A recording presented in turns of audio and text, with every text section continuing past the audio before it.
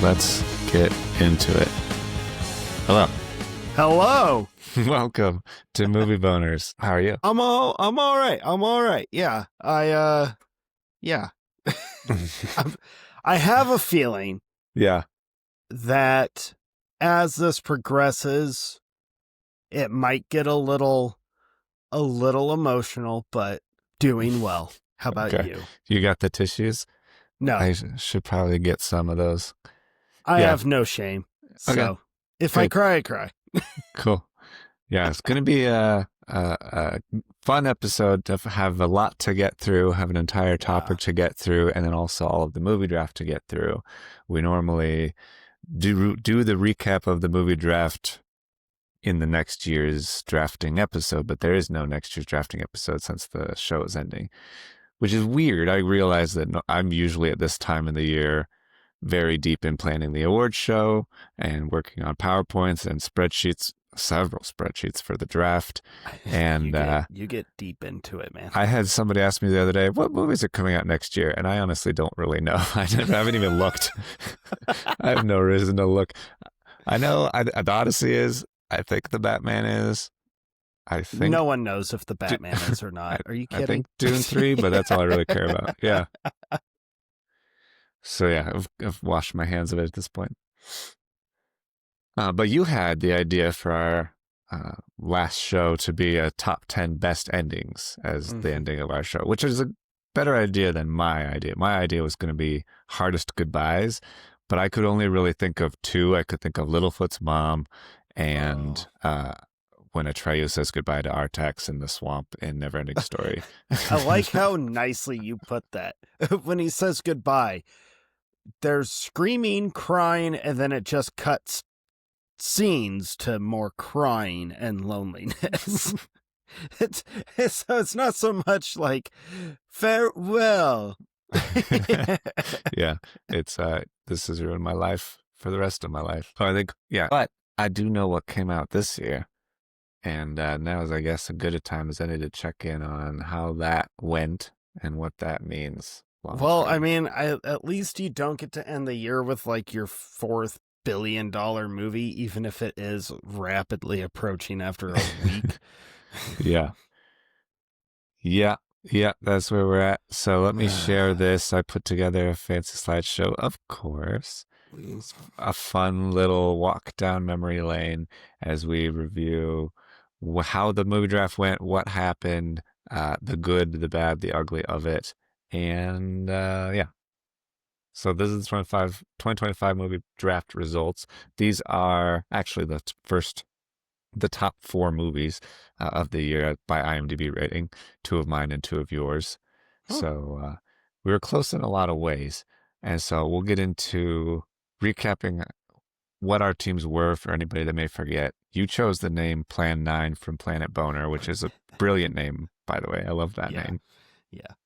But it didn't do any good for the world. My name was Justice for Coyote versus Acme, and this is before we saved it. We did actually save Coyote versus Acme. Saved. So you're welcome. Did get saved. You're welcome, world. I feel like I contributed in some small part to that. And then this was the teams that we chose. And I was at least going to break down our first 3 picks because it was kind of all over the place, especially towards the end. But I feel like top 3 picks for each of us should have been locks. For you, your average IMDb rating across Mickey 17, Superman, and Wicked for Good was a 6.93 out of 10, which is not bad. Not bad at all. It should have been higher. Those movies should have been better. It's true. For me, my top 3, Zootopia 2, Mission Impossible Final Reckoning, and Avatar Fire and Ash, is a 7.43, which not my 3 favorite movies of the year, but definitely did not do bad. As far as the box office goes for those 3 or your top 3, they created a total of 1.194 billion. My top 3 created 2.371 billion. So more than double yours. And then Rotten Tomatoes, the difference between the audience and the critics, yours top 3 was 9% difference. Audience better than critics, and mine was 13%. So overall, pretty interesting. I think Mm-hmm. the one major thing to note is that The Bride on my list, my ninth pick, got pushed or killed from this year, Yep. which has happened every year, but And yet you still are like, you could cancel half of my lineup and I'll still go over $1 billion. So oh yeah, yeah, you yeah. made it So in memoriam. well, I was looking forward to The Bride. I was excited, genuinely excited to see it, but yeah, it's not coming out this I mean, year. you're still gonna see it. I'm gonna see it, but it didn't contribute in any way to the teams No. this year. And I lost my ninth pick, so I had to replace it with The Running Man. And The Running Man was my 30th pick. It was on my bench. Overall, it did pretty good, 6.6, 66 million and a 14%. So not too shabby. I just like this overlay. I think it's fun. You know how hard it was to get that Orange Glen to line up with Bride up in the top You there. probably spent I can imagine you spent a lot of time. I'm not. More than I would like to admit. Yeah. Yeah. Okay, the best movies of the year. This is partly subjective, but partly based on just cold hard facts. I think looking at the data and looking at other factors around the movies, F1 seems to have been the best movie of the year. Hmm. It had of the movies we drafted at least. It had the second highest rating on IMDb. We'll get to the highest rating in a second. It was very high in the box office, higher than I think you would expect for an original movie, original story, and a sports movie about car racing that is, I don't think, the most obvious kind of a car racing movie. Can't think of any other Formula One movies. I guess maybe Days of Thunder might have been, but I haven't seen it. I don't remember. Uh, and then the other movie that most people would argue was the top movie of the year. You will not. You did not like this movie. I, With Sinners. So right behind it with a 7.6 on IMDb, but only made 368 million. Still solid, still very solid and above average as far as all of our movies went. That critics and audiences were very closely aligned and got you a minus 1% there. And then Zootopia 2 was also really high at a 7.7. I didn't update that number. It's definitely over $1 billion now. right. And then 4%. So one of the couple of $1 billion movies this year. And then the other one, the actual highest rated movie that we drafted was How to Train Your Dragon, one of yours. Whoa. But at a 7.8, so only slightly beating F1. And 636 million, also slightly beating F1. But it's a shot-for-shot remake of an existing movie, and I don't think I, in clear conscience, can say, "Oh, the How to Train Your Dragon remake is the best movie of 2025." So right. it has to be F1, I think. I did not expect it to have the highest rating, mainly because the biggest complaint I've heard from everyone, including my daughter, I never saw it. I never got around to watching it, but she was like, "Dad, it's literally just the same thing." It's like, all right, do the dragons look cool? She was like, yeah, but it's literally the same thing. Yeah, that's exactly what I expected out of it for sure. There was a movie that I think was surprising that we drafted but didn't actually get to play. It's funny, most of the movies we drafted on our benches sucked. They were among the worst rated of the year, and obviously we picked them last, so that's probably expected. But there was one little darling that I think we needed to call out, which is Downton Abbey, the grand finale, which I don't think you knew was a movie that was coming out or that there were any Downton Abbey movies in general, this being the third one. I remember seeing the previews. It was shockingly higher than a lot of our picks at a 7.3, garnered a healthy $107 million. So didn't get to play it, but had it in the back pocket. And all you Downton Abbey fans, at least you have a little something to hold on to. You've got a nugget. Okay, the worst movies that we drafted 28 years later, these are based on just the numbers that we have not the quality of the movies. And there's not a few of not these. the actual opinion, just the IMDb stuff. Right. So this was very low on the rating, among the lowest of the rated ones, only 151 million, which was below average. So the average, I guess you should know, the average of all of our drafted movies was a 6.88 on IMDb. All And right. the average movie made 358 million, keeping in mind that there were two movies over $1 billion. So if you don't count those, then it was like 225 million or something. Then this was So, our worst draft ever. yeah, 28 years later was still below all of that, and then the Rotten Tomato average was like 9% difference between critics and audience. 28 years later was the worst IMDb or the worst Rotten Tomatoes rating, though, audience rating, because it earned you a minus 26%, which was pretty bad. There were only Yeah. six. There were only six movies that went negative. Three of those were only a 1%, like a minus 1% difference, because the audience had it in the 80s and 90s, and the critics did it as well. Mm-hmm. And then and so this movie was by far the worst at a minus 26%, which is hurt you for sure. The other worst negative rated one was mine, Friendship, with a minus 14%, and had a 6.7, which is close to average, but 17 million was the lowest box office of the year as well. It didn't even release in that many theaters. It only barely counted as a theatrical release, I think. So that hurt for sure. And then another of my movies, Nobody 2, had a 6.3, was really bad, and $42 million.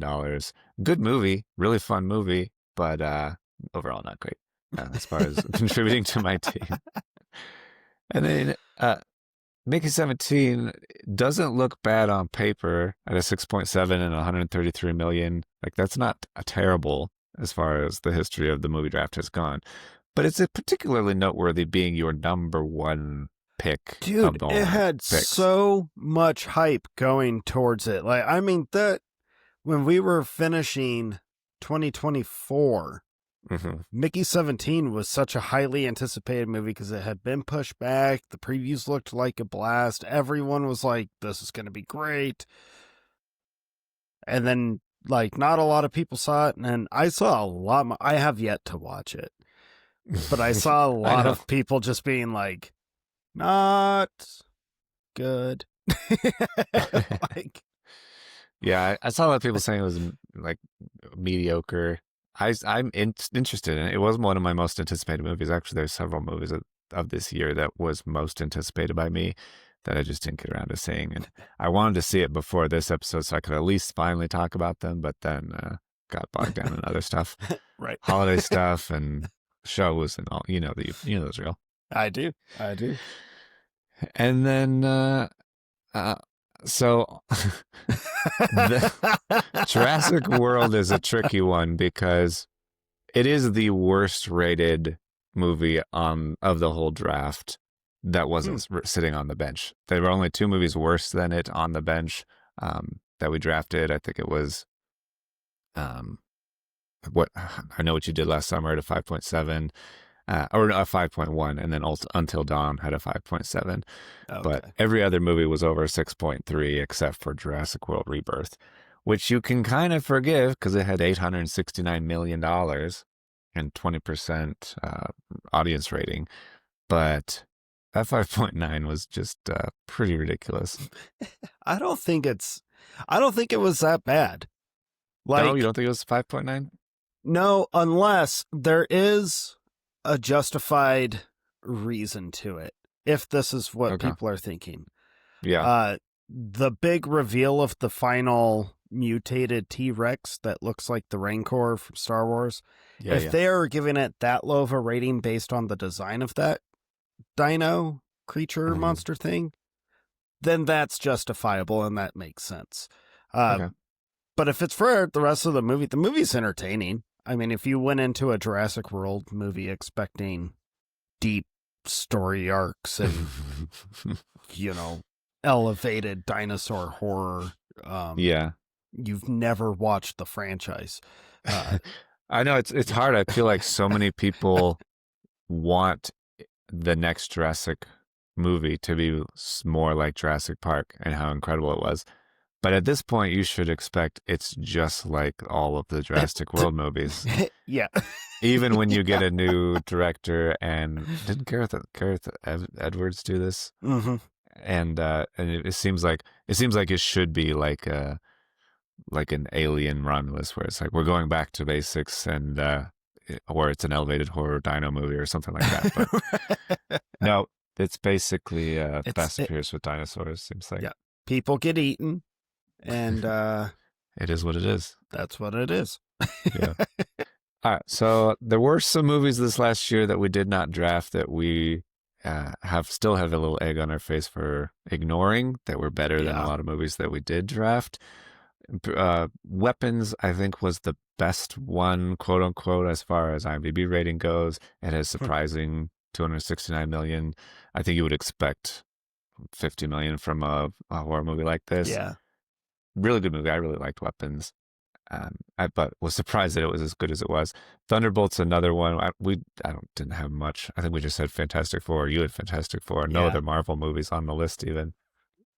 I kind of wish I could go back and swap those picks because Thunderbolts was far superior to Fantastic Four. But how would you know? I mean, Fantastic Four is a widely known, established thing that should have been amazing, and then it was like, this was okay. Yeah. And there was so much hype around, okay, the last Fantastic Four movies have been terrible, but we're doing something so different with this one. It has to be good. And then it was, more forgettable than Thunderbolts, which is weird. It really was. Minecraft, which nobody saw coming. See, that's the one that I kick myself the most for, dude. It's in the Jurassic World category because that 5.6 on IMDb is not good, but 958 million is pretty helpful. Mm-hmm. And 38% audience rating is way higher than anything else that we drafted. So that would have given a healthy bump for sure. And then Captain America 4 is also 5.6 on IMDb, which is weird. That came out this year? Did it not? Yeah, it came out. I thought that was last year. Maybe it was last year. Maybe it was the end of last year. Final Destination Bloodlines also. I need a 6 things. And these were the highest ones on for Box Office Mojo box office this year. Okay. And so it might have come out like end of last year. No, what happened was we did this late because we came back from hiatus and then we had to do the award show and then we had to do the draft. And so we didn't get to draft until like that's right, February. They came out like on the draft day, right? Yeah, and it came out like early first 4 to 6 weeks of the year, and it was like right before, or right as we were drafting. We're like, doesn't count because we know it's either going to be good or not good already. So Final Destination Bloodlines again, another surprising hit that so audiences and word of mouth were so excited about. 6.7 and a 316 million, and then Mufasa also. I think was December, like right at December last year. But if we had our shit together, we might have drafted by then. I think it's hilarious that like a couple of the highest grossing were the two that you and I just dogged so bad. Only an idiot would think this is going to be a good movie. Like we tore into those so terribly, and then they were like, we're making all the money at the box office this year. Yeah. It's like, I still kick myself over the video game movie I chose was Until Dawn. And I said, no way Minecraft is anything that anyone cares about. Fans of Minecraft aren't going to like it. And then people are raving, actually and then it became like theaters a theater experience phenomenon. Out of excitement. It's everywhere. Everyone's talking about what this experience has become. And there's no getting away from it. And nobody even remembers what Until Dawn even is. So. Right. It's actually kind of a fun movie. It is fun. Yeah. It's better than the, whatever I said, 5.1 or 5.6 that it has, for sure. It is. All right. But we did know that the Snow White would be bad. And we were right about that. We called something correctly. Yes. 205 million at the box office, 2.2 on IMDb, even after I'm sure they tried waiting it for the alleged review bombing. They always try to do that. They did that with like Little Mermaid and stuff like that. Hmm. But there's no getting around that this movie just sucks. And the Rotten Tomatoes page, I couldn't even like Google and find it. It was hard to like, usually it comes right up as the top search thing. Rotten Yeah. Tomatoes is like, no, don't. Just don't worry about it. And they're kind of hiding it for We're further just on. going to pretend that this one didn't happen. Yeah. It does have a 69% audience rating. Nice. Give it a 30, which gave it a 30% over the critic rating. But yeah, the 2025 forever be remembered as the year of Snow White, I guess. Those dwarves are just the worst. They're so bad. Like it had all of the bad things going for it. Not only all of the Rachel Ziegler drama and PR problems, Right. but yeah, all of the dwarf problems as well. And Peter Dinklage refusing to allow other actors to get into the business through this movie. Pretty ridiculous. Okay, there were some. We talked about our top three movies, but there were major movies, even much better movies, drafted way later than I think we expected them to be. Most notably has to be Lilo and Stitch, Hmm. which was the very last pick of the draft. You obviously had very little faith in it, maybe zero Yep. faith in it since you refused to draft it. You drafted before I did. I had at least a little bit, like 1/10 No, of 1%, because because I took a last minute flyer on it. I was flipping the coin. Do I take How to Train Your Dragon or do I take Lilo and Stitch? And I was Yeah. like, well, I've I've heard more excitement about How to Train Your Dragon, and Disney's like live action remake has a very bad record. So I figured, well, I'm gonna go How to Train, and then Lilo and Stitch just exploded. Yeah. Yeah. First movie to go over $1 billion this year, at least until December. And it was very, very big. And then, yeah, like you mentioned, if Lilo Stitch is number one, then How to Train Your Dragon is 1B Hmm. because it was your last pick as well. And ended up as the highest rated movie of the year, like I mentioned. It was also the fourth highest grossing that we drafted with 636 million, and then that healthy 20% Rotten Tomatoes score. So technically, probably the best movie of the year, but we're not going to count it. And then F1 was 16th overall. We waited a while to draft that around middle of the pack, being Hmm. so high at a 7.7, and it just overall was very, very good. Everybody agreed that it was good. Audience had it at 97, which is only 5 points better than critics. Uh, Jurassic World Rebirth. I just had to put it on there because it is Because it so made so high. much money. Yeah, almost $1 billion and plus 20% is very, very, very good. It's worth taking the hit. I think the 5.9 on IMDb hit Hmm. for sure, but it honestly could have been worse than a 5.9. Being close to a 6, not too bad. And then Sinners, 11th overall.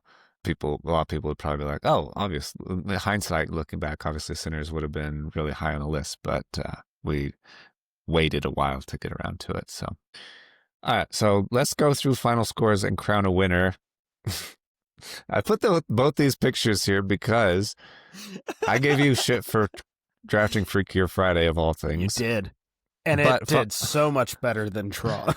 yeah, well, fun fact, it's like the same. IMDb score was both a 6.3 for both of them. Oh, And then really? box office was very similar. I think Tron was 143 and Freakier Friday was 153 million.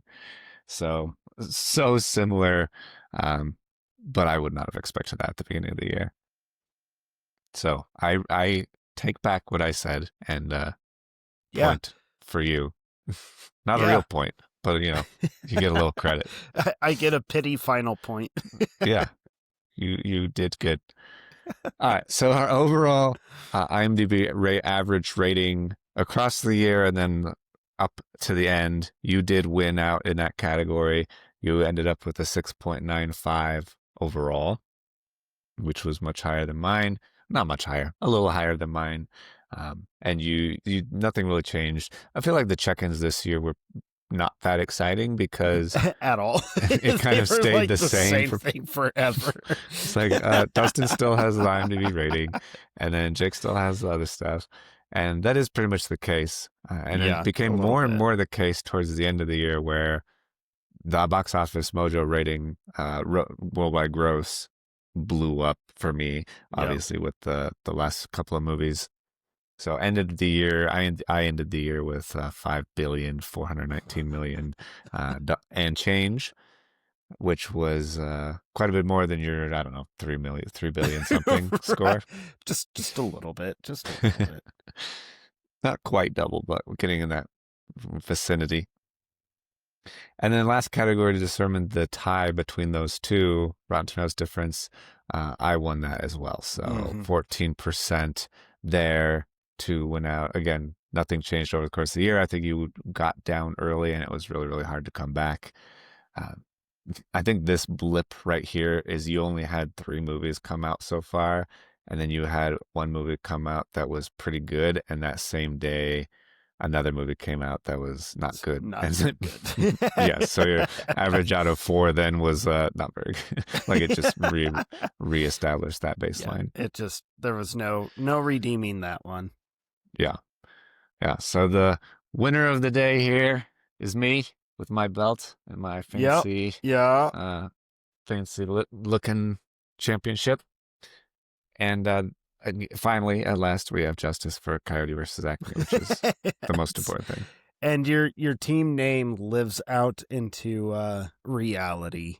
Right. Yeah. Now we just got to wait for them to actually announce like a release. I do think it's coming out next year. I think I knew that or heard that, but we'll see. You never know.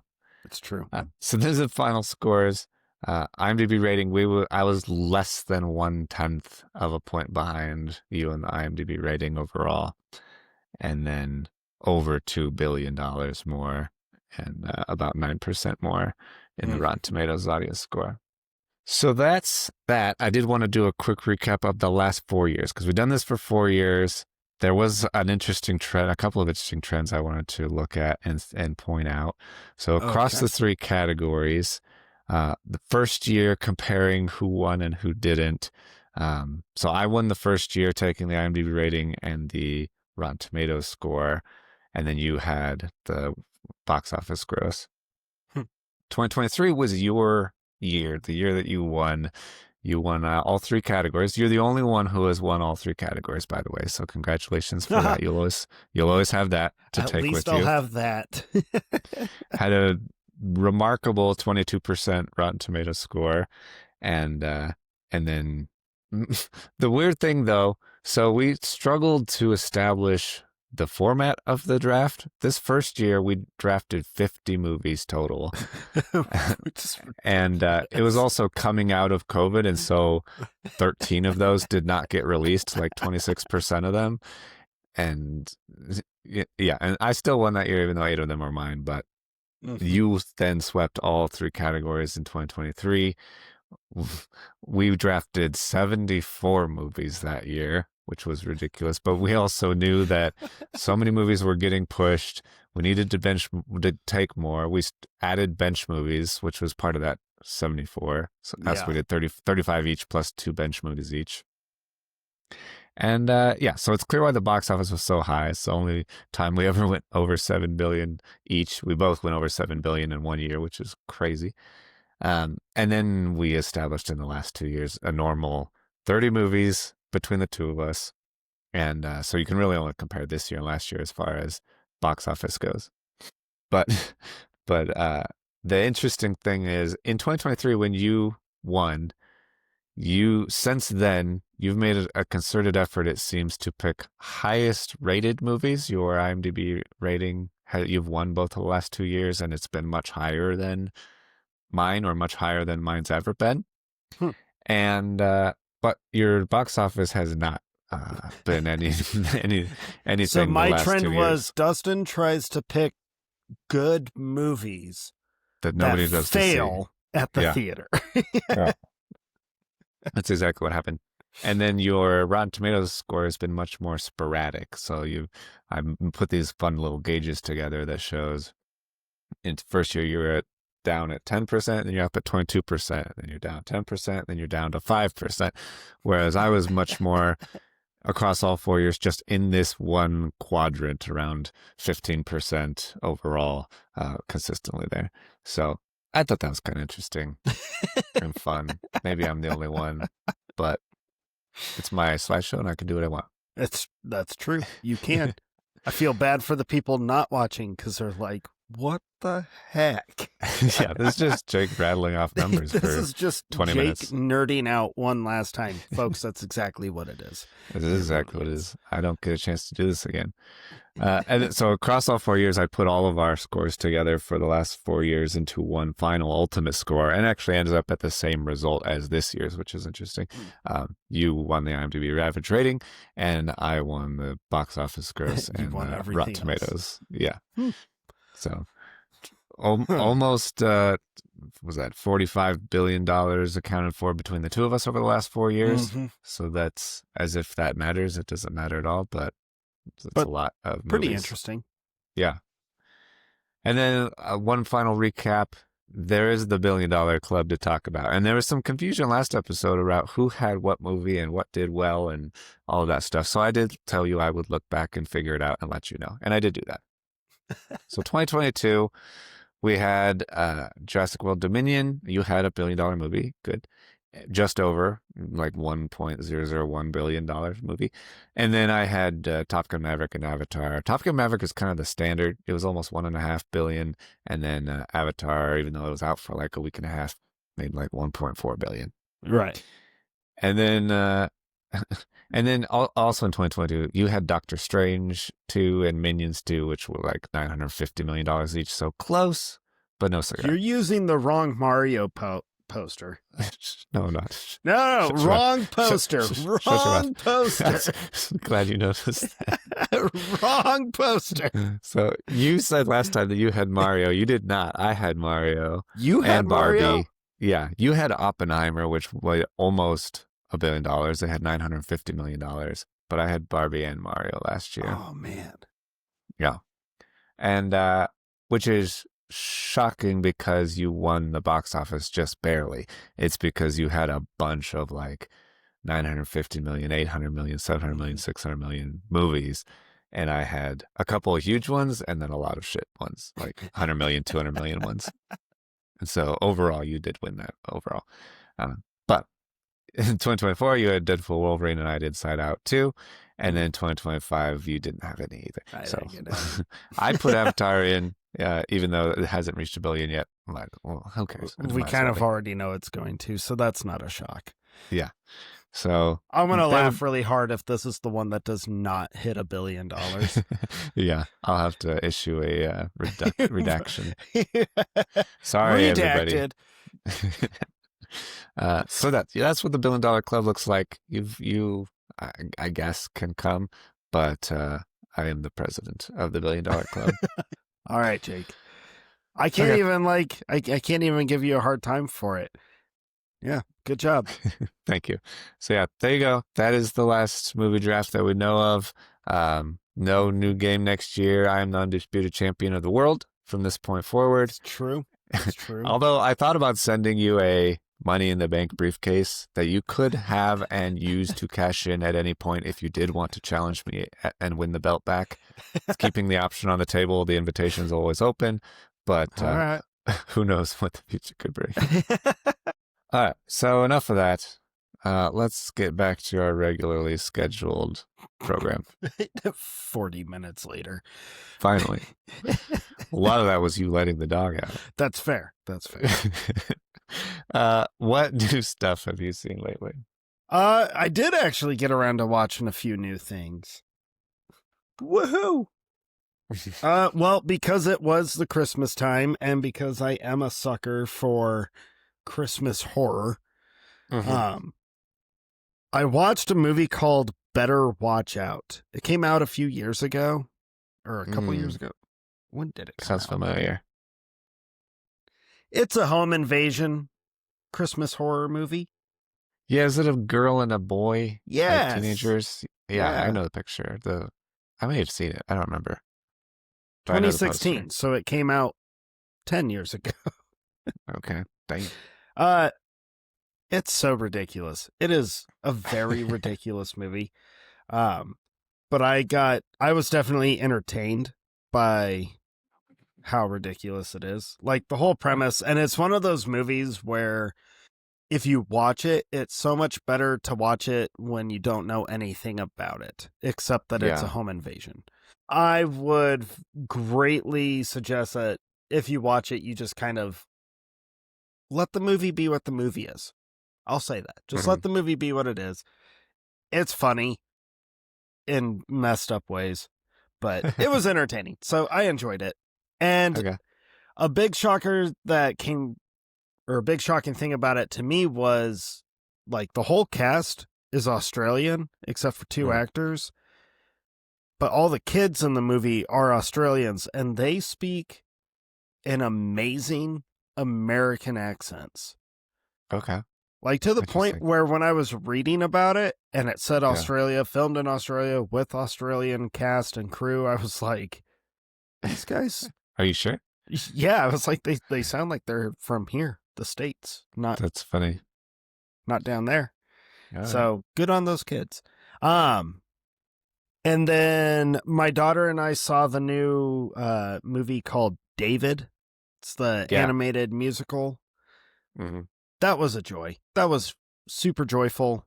Fun music. Really, I had to laugh because there were already a bunch of people being like, it's not biblically accurate to the full story of David. And I had to laugh because I was like, Kind of a long story. one, it's a very long story, but two, this is the kid version of Also true. David's story. Yeah. So there's going to be a lot omitted just because it's the family. It's Yeah. the family version. So calm down. It still does a really good job of telling the story. So Okay. yeah, very good movie.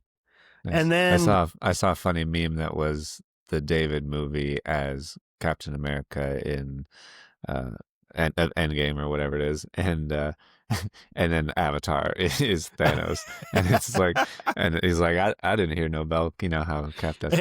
yeah, I thought that was funny because it's that doing is very pretty well. good. It seems It's in the doing box great. office. It's Yeah. doing really, really well. And then I had to watch the new Knives Out movie, the Wake Up Deadman. Yeah, is that out? It is. Well, it's on Netflix. Sure. Yeah, not actually out, but right. It's by their available on standards. streaming, which Yeah. sounds so lame. It was good.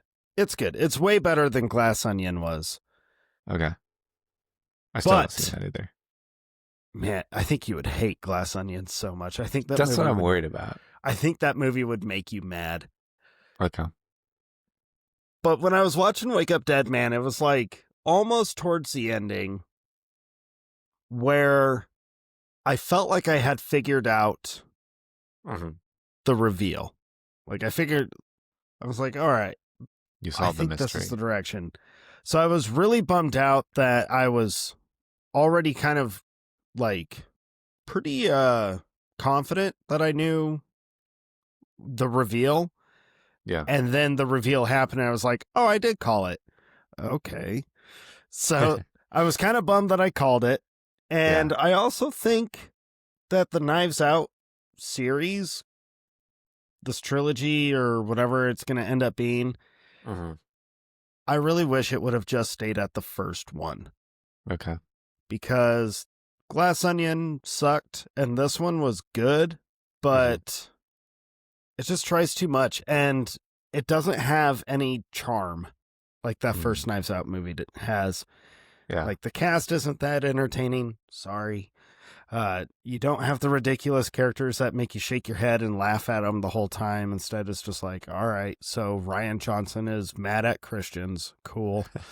Which seems like the second one they tried to really go even harder on the funny characters. Right, which just made it terrible. So maybe this is a overcorrection to It might be. I don't know. realism. I don't think it's deserving of its 7.8 or whatever it has right now on IMDb. 7.4 right now. 7.4. But I think pretty that's high. still way too generous. Yeah. Yeah. So Okay. if they make a fourth one, I'll probably watch it, but I don't know. I might not. Yeah, the Knives Out series is weird to me because it's maybe one of my hot takes that everybody loves that first one, and I just don't understand the hype. It's not bad, but it's not worth all of the hype that it's gotten, which is really, really weird to me. I just don't get it, I guess. Well, I would tell you, knowing that you just have never gotten the hype to it, Hmm. you would probably really hate the sequels. Okay, that's fair. But part of me still wants you to watch them just so that I Mhm. can hear you be like, yes, that was terrible. Um, Yeah. I mean, I want to see him. I like Daniel Craig, and I want to like his character as this detective. But that does require me to like everything else going on in the story as well, which right. is hard. Okay. And that was it. All right. I also watched a new Christmas movie. Not new for everybody, but new to me because You do that a yeah. lot. Well, my wife was like, "Hey, have you ever seen The Family Stone? I really want to watch it." And I was like, "I don't know. I haven't seen it. I've heard of it. I don't really know anything about it." And so we started watching a trailer. And the trailer starts out, so it's like I don't know, early 2000s, and it has the great Mhm. trailer voice. And it starts out, and it seems like this will be a fun Christmas rom-com where not Sarah Michelle Gellar, Sarah Jessica Parker plays this like really uptight woman going to meet her boyfriend's family who's really weird and quirky. I was like, that sounds great. We didn't even finish the trailer. I stopped it after like 30 seconds. I was like, that sounds good. I'll watch it. I didn't know that the whole movie is also about how their mom is dying and this is her last Christmas and her adult children are trying to find ways to cope with that. And then, so it was a more serious movie than I anticipated, but it also had made me laugh out loud several times. So I liked it overall. It was a fun Christmas movie, but more serious than I signed up for. And I told Christy as much. I was like, I did not plan to almost cry at a couple of parts. Uh, and it doesn't help that she's over there and like loving it and knowing everything about it. And she's like, I love how he like, you just see him like shrink down like he's a little boy again. I'm like, oh, you know, freaking Christmas movies and families and stuff. So It Family was like Stone, when I rewatched Prancer this season. Do you remember that movie Prancer? no, I don't think I saw it. Is it Okay. animated? No, it was in the Oh, 90s. Like the reindeer Prancer yeah. is injured and ends up in this little girl's What? farm and 1989. or 89, but the story is like that's just the surface stuff to get you in, but it's really a Uh-huh. movie about this dad that's like struggling to raise his daughter. He might have to send her away because he's so poor that he can't care for Oh, her and he feels no. like a failure as a parent because he's a single dad and he just can't make ends meet. And she's like not understanding why he's so stressed and in pain. And it's Yeah, there were so distant. many scenes during that movie. I was like, what the heck? Is that Sam Elliott's character? Yeah, Oh yeah. man, that sounds brutal. Dude, like there's a few scenes where I was like, I might turn it off. I might turn it off. I would say Family Stone's that bad because I laughed a lot, but that's really funny. I kind of want to see that just to have that context in my mind, though. That's really funny.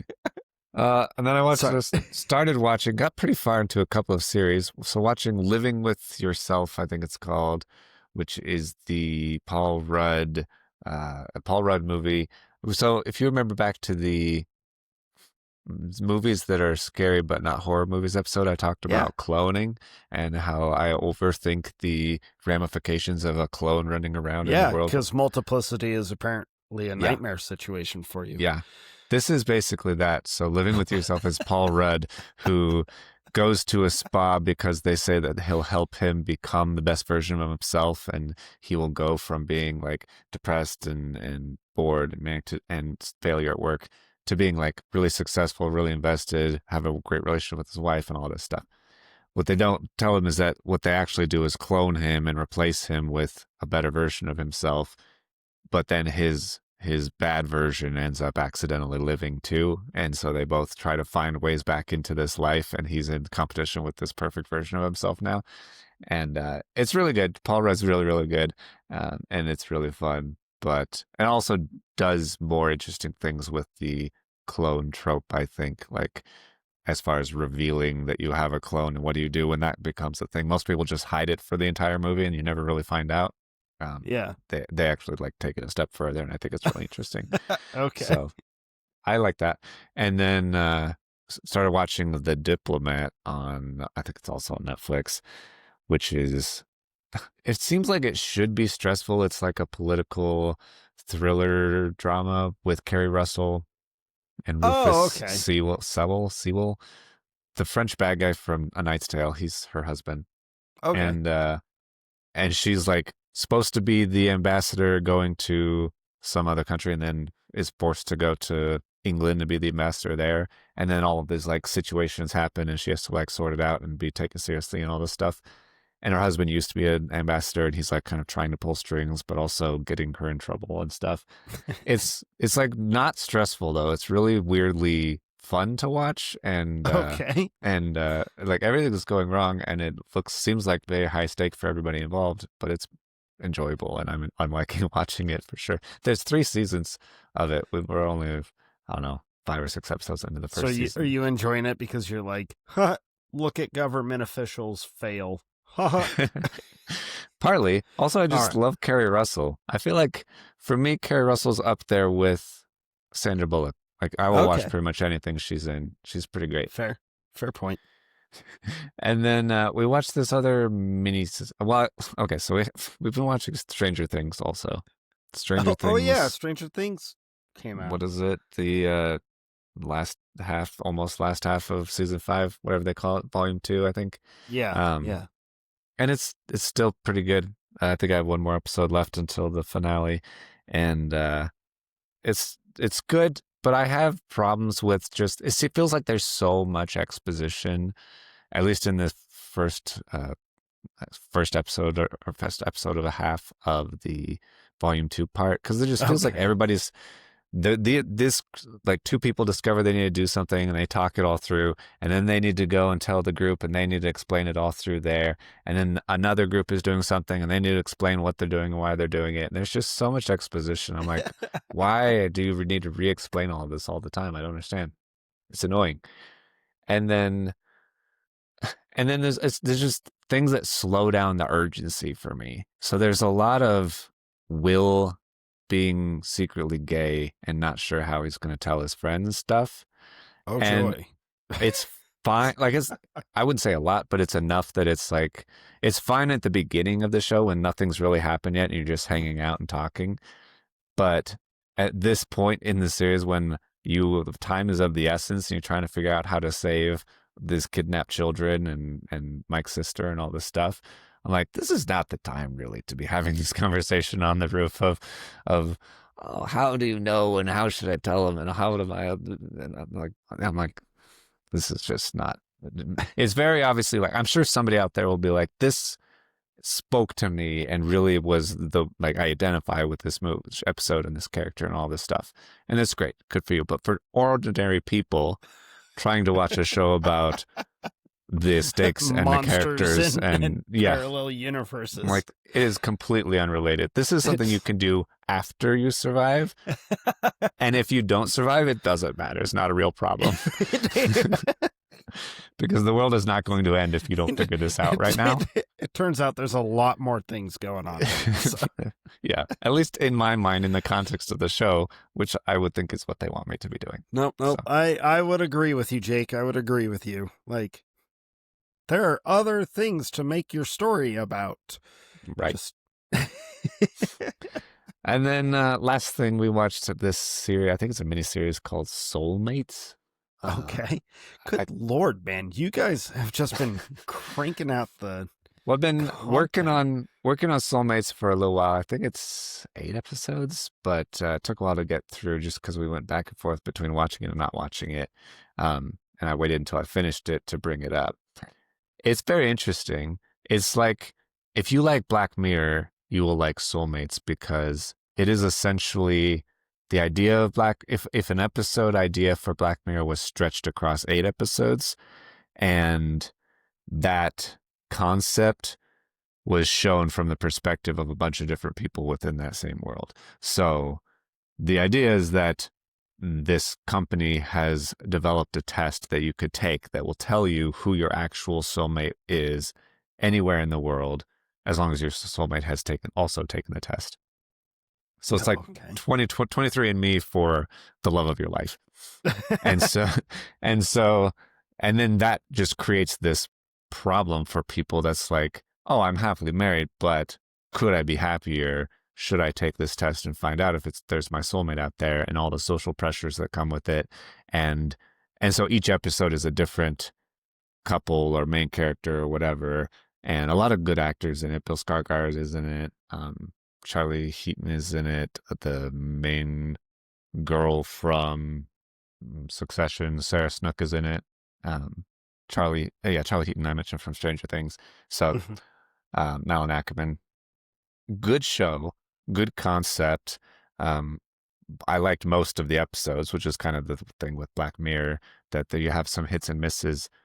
But overall, I liked them fleshing out all the different ways that this one little thing can affect people, and how they're related, and all of that stuff. So I thought it was cool. I think it's on AMC, but I think it's also on Netflix.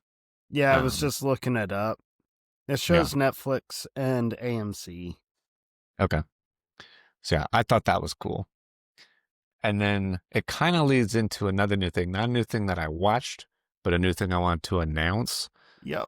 And so we're going to be talking about other things that you should be interested in following us on, or where we go from here with the show at the end as well. But I wanted to bring up, because it's relevant to this topic, one thing that I'm planning on doing is start launching another podcast with my wife, Christy. And longtime listeners of the show, if you're still alive and still around, will remember that Christy was on the first, 6, 7, 8 episodes of this show, and really fun episodes and really fun times.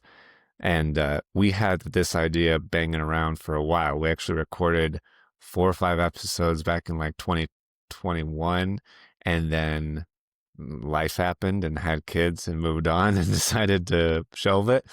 And then things have kind of settled down. And with this show ending, looking for things to fill my time now with. and I would feel bad, but you're setting out on a new venture with your wife, so I don't feel bad.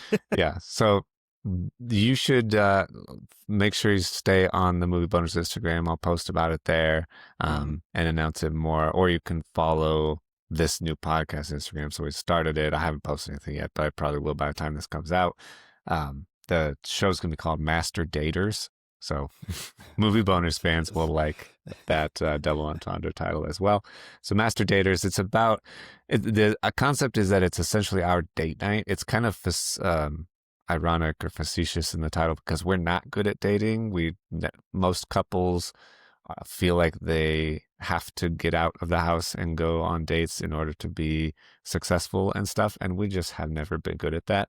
And so we decided to do our dating live on the microphone by just sitting in our house and talking. And that's primarily how we date, is just at home.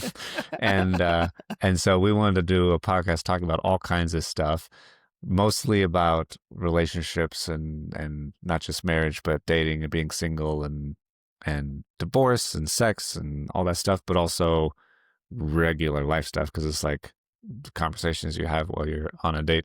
And so we'll talk about politics and movies, and like this show came up. I was like, we need to talk about soulmates, because then as we were watching it, we're talking about, do you believe in soulmates, and what would happen if soulmates were real, and all of that stuff. So there'll be an episode about soulmates and stuff, as a thing and as a show and all that stuff. So check that out. I'm excited about it. Started putting things together for it, and I think we're planning on it coming out in February for Valentine's Day. Oh, cool. And then I'm not totally sure if it'll be bi-weekly or what, but yeah, find the master.daters on Instagram and all the places for sure. I like it, dude. I like it. Okay. So I think that's all of the new things. Let's finally get into Oh our my top gosh. 10 best endings. Oh yeah. For a second I forgot what we were doing. We're Folks, ending. you gotta just buckle in. This is gonna be a long haul kind of episode. Hey, look at that. Dustin Weiser just followed Master.daters Yeah. on Instagram. You're Yeah. so cute. See? Gotta support you guys. Gotta You're the support best. you guys. All right. So we're talking about top 10 movie endings. Mm-hmm. And I was trying to think about this. I have some endings that I feel like I personally like. I feel like there are a lot of the biggest movies are remembered for their endings, it seems like. And I don't think it's any accident. I think that the ending is the part of the movie that you remember the most, it seems like. And I also think a great ending can totally redeem a movie that you've disliked the whole time. Like Yeah. sometimes I'll be watching a movie and I'm waiting for the ending because I'm kind of feel like I'm waiting for something to click. I'm Like like, sum it up well. Sum it up well. Don't yeah, make like this a lost cause. something is missing, or I'm not getting it, or it's just not clicking. Yep. And sometimes the ending does click. And I'm like, oh, that's great. Like Mother is an example of not necessarily a good ending, but a Mhm. movie I did not like the entire time I was watching it. And then I went home and read just a couple of things about it and something clicked. And I was like, oh, I totally did not get that movie. And now that I do, I really, really like that movie. And sometimes that's all it takes, which is weird. That's fair. That's fair. Yeah, sometimes it's being told just rewatch it with the subtitles, and you go fine. Then you're like, oh, this movie's brilliant. Oh, shoot. Yeah. And likewise, I think a terrible ending can totally undo all the enjoyment that you may have just experienced Yeah, in that yeah, movie. Like a lot rides on the ending, I think. it does. Yeah, this was a weird one for me to prep for Mm-hmm. because I had like this weird pull to everyone's like the obvious grand endings. Right.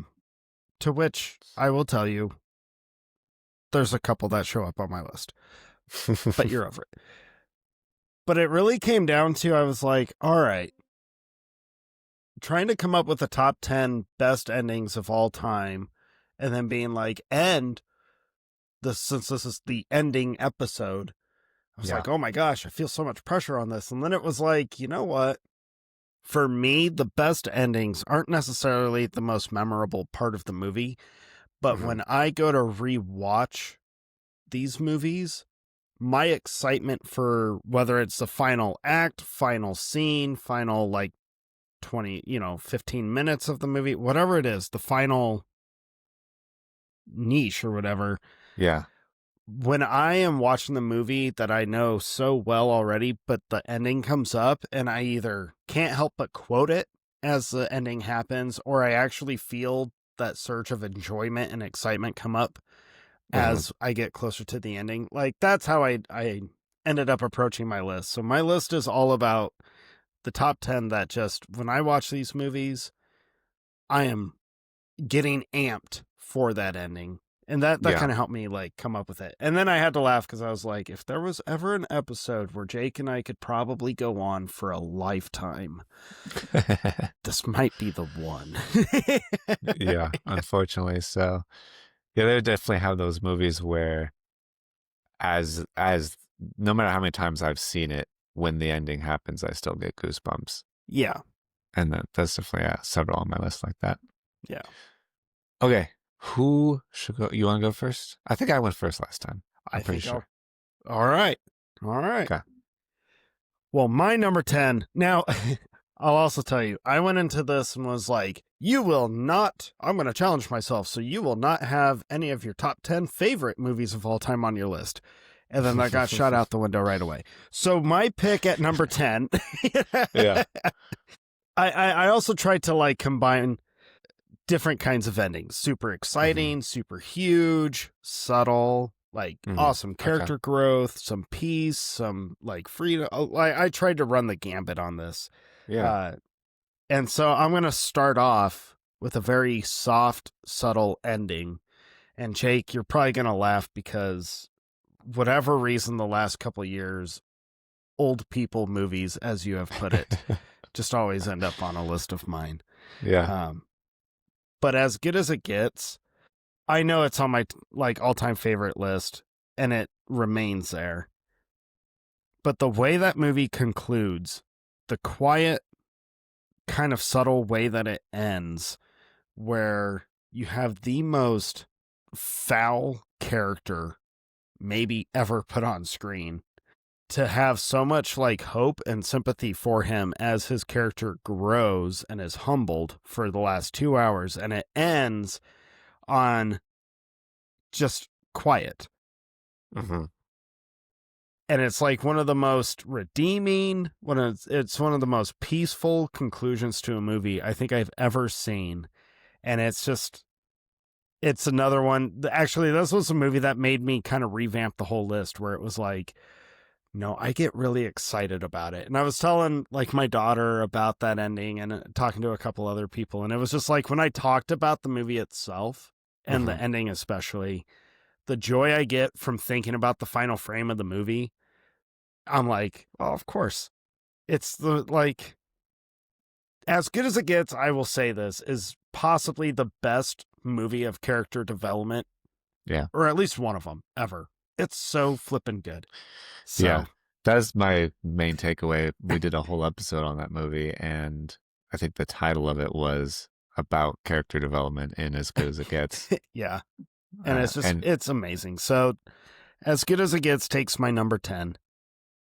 I was wondering if you wanted how into spoilers we're going to get. It's hard I wasn't sure, about... which is why I didn't say. So I'm just saying the final frame or the final scene. I'm going to try not to spoil, even though they're all like older movies. Yeah. That's more of just my own personal, like, I hate spoiling. I know. And I know that I think that there's movies on my list that I know not a lot of people have seen, or not enough people have seen, that I definitely will not spoil. Yeah. And then there are some that are maybe more ubiquitous that I will promise to give you a spoiler warning, so you can skip another 15, 30 seconds ahead if you needed to. Yeah, so I've got a couple on mine that I will say the actual ending because I can. But there's a couple that I'm still like, I still just can't bring myself to say the ending, even though, yeah. Anyways, your turn, Jake. You also said that you're going to do some live manipulation of your list, and it really depends on what movies you start talking about, because I was like, man, he's going to throw some movies. I'm going to be like, why didn't I think of that? And so that just happened when you were talking about old people movies. It made me think of an old person ending, and you were clicking away at those keys quite profusely. I had to find a spot to put a movie with an old people ending, and you will find out about that later. Sorry, other movie I bumped, but you're an honorable mention now. Honorable mention. My number 10 is Identity, which is in that category of movies that I feel like not enough people have seen, and I don't want to really talk about it. But it's also hard to talk about any of that movie without talking about the ending and what's actually going on. Because I really like the kinds of movies that reveal what you thought you were watching is in fact something completely different after all, which is kind of what Identity is. And on the surface, it's just a bunch of strangers at a motel and people start getting murdered and you don't really understand why. And also there's this serial killer on like being moved from like holding or mental institution to trial. And it seems like those are happening in two different times, like post killing or pre-killing or whatever. So you're trying to figure out what's going on. Phenomenal cast with John Cusack and Ray Liotta and Amanda Peet and Alfred Molina. And it's the kind of movie that I just recommend all the time, because every time I bring it up, someone hasn't seen it. And I'm like, you need to see Identity. You should see Identity. It's a cool just so movie. We can talk about it and how incredible this what the story ends up being. And it's also the kind of movie that is not ruined once you've seen it, or even if you did know the ending, the movie's not ruined because you just watch it differently the next time, because you know different context, and you notice different things and pick up on different clues and things that you didn't even notice the first time. So great horror thriller mystery movie. Um, but that's all I'll say about it, I think. Well, I concur. Uh, awesome movie. I still watch that one fairly regularly. Yeah. Every once in a while, I'm like, it's been too long since I've seen Identity. We need to watch it again. Yeah. Identity's just a cool movie. What a cool Yeah. movie. All right. We're off to a strong start. Yes. All right. We don't need to draw it out. Let's keep moving. Well, my number 9 is possibly the most heartwarming, uplifting ending of all time. And honestly, it might be up there. Okay, I'll be the judge of that. My number 9 is It's a Wonderful Life. Yeah. Yeah. Like, you're right. Come on, man. Yeah. Undeniably, arguably, that could be the case. The ending of It's a Wonderful Life, which this is one that I feel is okay to spoil, because if you have not heard that every time a bell rings, an angel gets his wings, or seen the whole town come to George Bailey's rescue, your parents have failed you. And if you're an adult and haven't seen it, you have failed yourself. Yeah, yes. You're responsible. I stand by that, because that movie is amazing on absolutely every level. But the ending is just one of those where you see this whole story, all of George Bailey's life, get played out. And then to see like how it concludes after, experiencing what life would be like if he never existed, what loss actually looks like. Even after he's like attempting his own life, which, by the way, for a Christmas movie and for an old classic, It's a Wonderful Life touches on some pretty hard themes. Yeah. Wow. It's dark. My daughter watched it for the first time this Christmas season, and she was like, they're talking about suicide? It's like, yeah, dude. Like jumping off a bridge, suicide. Yeah. So, but the ending is just going through the whole film, and for it to culminate in the way that it does, where I love how it doesn't make everything like, oh, all of life's problems are like completely erased away because the town helped, the loan. But I love that what the movie truly comes to be about is like what value actually is, and it's family, it's community, and it's all of this and life itself. So yeah, It's a Wonderful Life just has one of the most powerful endings and uplifting endings ever. So yeah, it's true. It also is an incredibly timeless movie, because George Bailey says, do you know how hard it is for a working person to save $5,000? And that's as true today as it was in 1946. Today as it was back then. Yeah, ridiculous. Yep. My number 9 is a very different sort of frame. It's just a fun ending to a really fun movie. My number 9 is Kiss Kiss Bang Bang. Yes. And so which are you talking? Fourth wall, or are you talking? I'm talking kind of from the point where the mystery starts to be explained to the end. Okay. So you're going for like the full third act. Yeah, I mean the whole movie kind of breaks the fourth wall, but I do especially love the reveal of like why it's being narrated and the way that it is, and that fourth wall break at the very end. But it's just.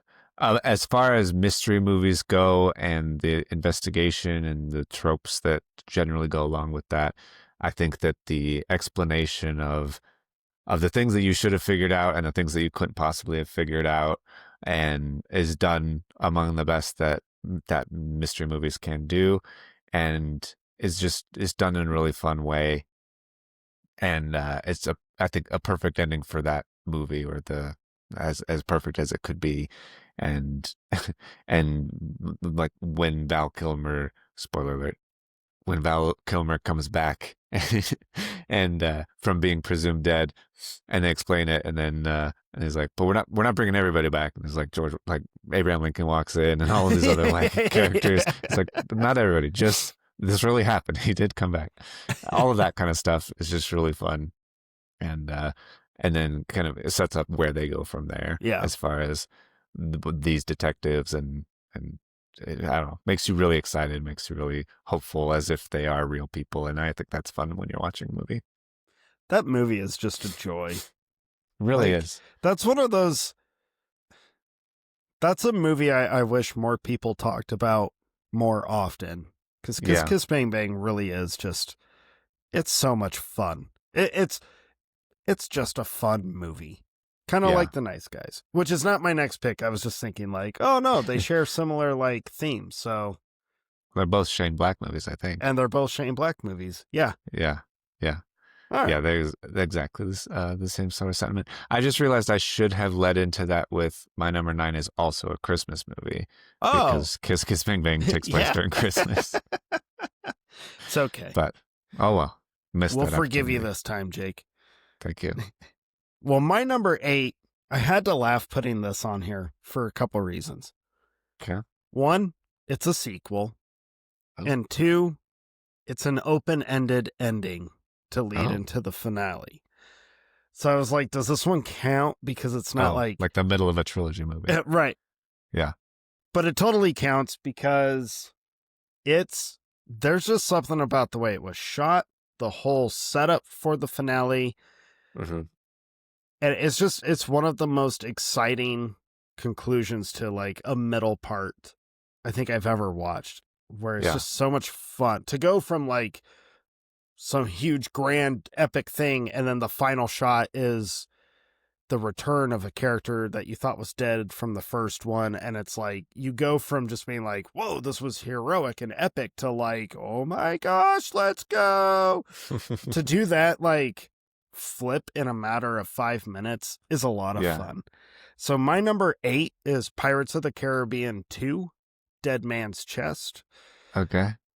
The ending, there's just always been something so exciting about it when the Kraken is coming up on the side of the Black Pearl, and you know Jack Sparrow's he's chained, but he gets freed. He just kind of like the way he accepts being eaten by this Kraken, and his line of "Hello, Beastie" for whatever reason. The music, I mean, it's like the perfect scene. Mm-hmm. And it's just awesome watching the Pearl go down with Jack, with the Kraken. It's just a blast. And then it like takes this big somber deep dive, right? They're going in the swamp and everyone's like, oh my gosh, I can't believe Jack like was a hero at the very end. Oh my gosh. Who saw that coming? And they're like, yeah, but you know, we could bring him back. And they're like, what? And then Barbossa comes back. The way Barbossa comes back, it's one of those theatrical experiences I'll probably never forget. Mm-hmm. Because as he stepped down the steps, you know, they follow him walking down, and then it pans up to him, and he takes a bite of the apple. Yeah.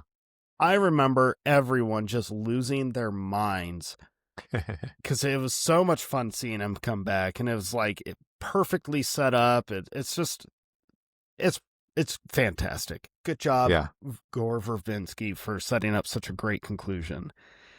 What makes me laugh so hard, though, when I think about it, Jake, is like, it's only 2 movies at that point. Like, there was only a couple years in between the 2. Yeah. But for whatever reason, it felt like such this huge monumental return. And it's like, he literally died. Like recently. Like it shouldn't be this big of a deal, but it comes off as that big of a deal. But it's on my list because it's still one of the most fun when I'm watching that whole series. That's the ending that I get like the most excited for. The only other one next to it is the first movie, but we already talked about the first one a couple episodes ago, so I was like, well, sequel. Yeah, for sure. So yeah. That's awesome. It's not weird putting a middle of a trilogy movie on. I thought really hard about including Empire Strikes Back just because the Yeah. ending And is it's been a while since you've brought up a Star Wars movie in a positive light. also true. Yeah, maybe it could have gone out in a positive sense, but yeah, I think the middle trilogy movie generally has the best ending because it's when things have kind of gone downhill or at the darkest and Mm-hmm. you're about to come back. Or Two Towers is kind of like that too, Yeah. and I think has a better ending than the last movie, the dozen endings of the last movie. Not that I dislike Return of the King, but there's a lot of endings that happen. There are. My number 8 is another movie that it has like my favorite reveal and is one of the movies that I remember kind of watching and having my mind blown. I think it's one of the movies that I saw when I was like kind of high school age, and one of the movies that I found kind of on my own. Like my parents didn't introduce it to me. It's not one that we like had in the house all the time. And then I watched it. And I was like, this movie's incredible. Why is nobody talking about it? And then come to find out, it's one of the most like talked about or enjoyed movie reveals of all time. But also I think that that's cooled off so much for the next generation. So if you haven't watched The Usual Suspects, you Oh, should okay. watch The Usual Suspects because it's the way that the story unfolds about these group of criminals and how there's a menace, a secret Kaiser Soze mob boss, some guy who's a legendary criminal out there that they're all just kind of talking about, trying to figure out who he is and how he could orchestrate all of these things. And and then the whole movie goes on. You never really know who it is until the ending. Is just such a was one of those like what like I didn't expect and when I first saw it. And it's still it's the kind of movie that it doesn't do that to you again every time you watch it, but it is Mhm. still a fun movie. And I think Kevin Spacey as Virgil telling the story of the crew and what they went through and how they got like into the situation and away from Kaiser Soze and all this stuff, talking to the Sorry. cops and the story that he relays to them is such an um, interesting story, an interesting way to tell it. So I like The Usual Suspects a lot, and I think it's one of those that seems to be getting lost in the all of the millions of movies that we have. And so I kind of wanted to raise it back up so that Try it and gets a little remind people attention. that it exists. Yeah, and it has a incredible ending. It does. Yeah, Usual Suspects. That was one. Bo, shush. That was one of those movies. I don't remember how I got introduced to it.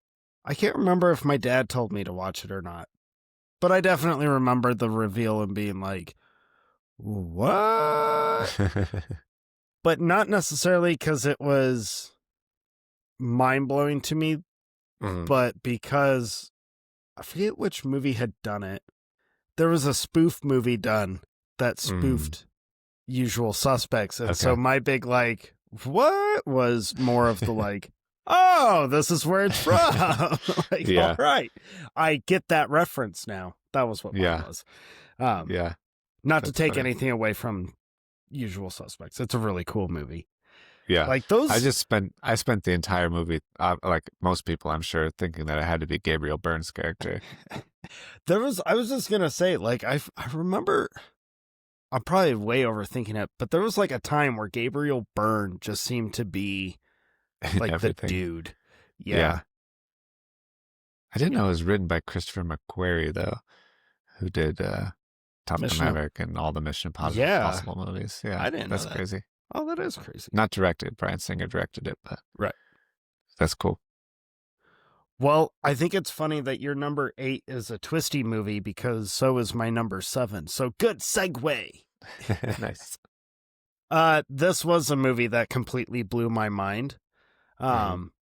But the twist in this one is not necessarily why it's on my favorite endings. It's on my favorite endings because of the final line and the final frame of the movie is just so Mm-hmm. there's something about the frame, the final line from the narrator, and then the song that plays as like the city blows up around them. It's Oh, just like one of the I don't know how to explain it. I don't want to say it's such a cool ending, but it uh-huh. is.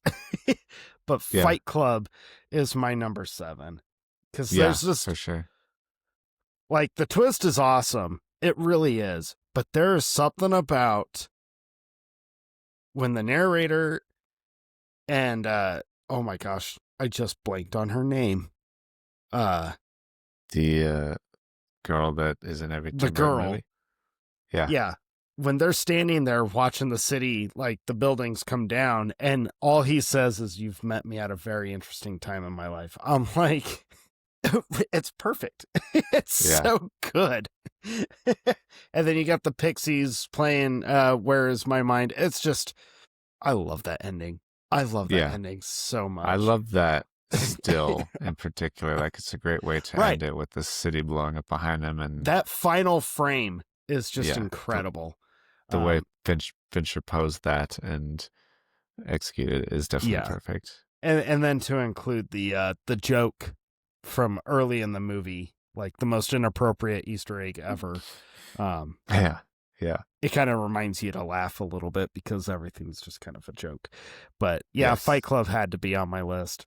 I wasn't gonna do it just because I was like, we've done a full episode of it. It's on my top Hmm. 10. Like we reference Fight Club a lot. And I was like, but Hmm. I just can't. Like I'm playing the scene in my head right now. Like I just can't not have it because it's too good. It's too good. Yeah, But I thought you might. I thought there are two movies that I thought you might have, and Fight Club is one of them.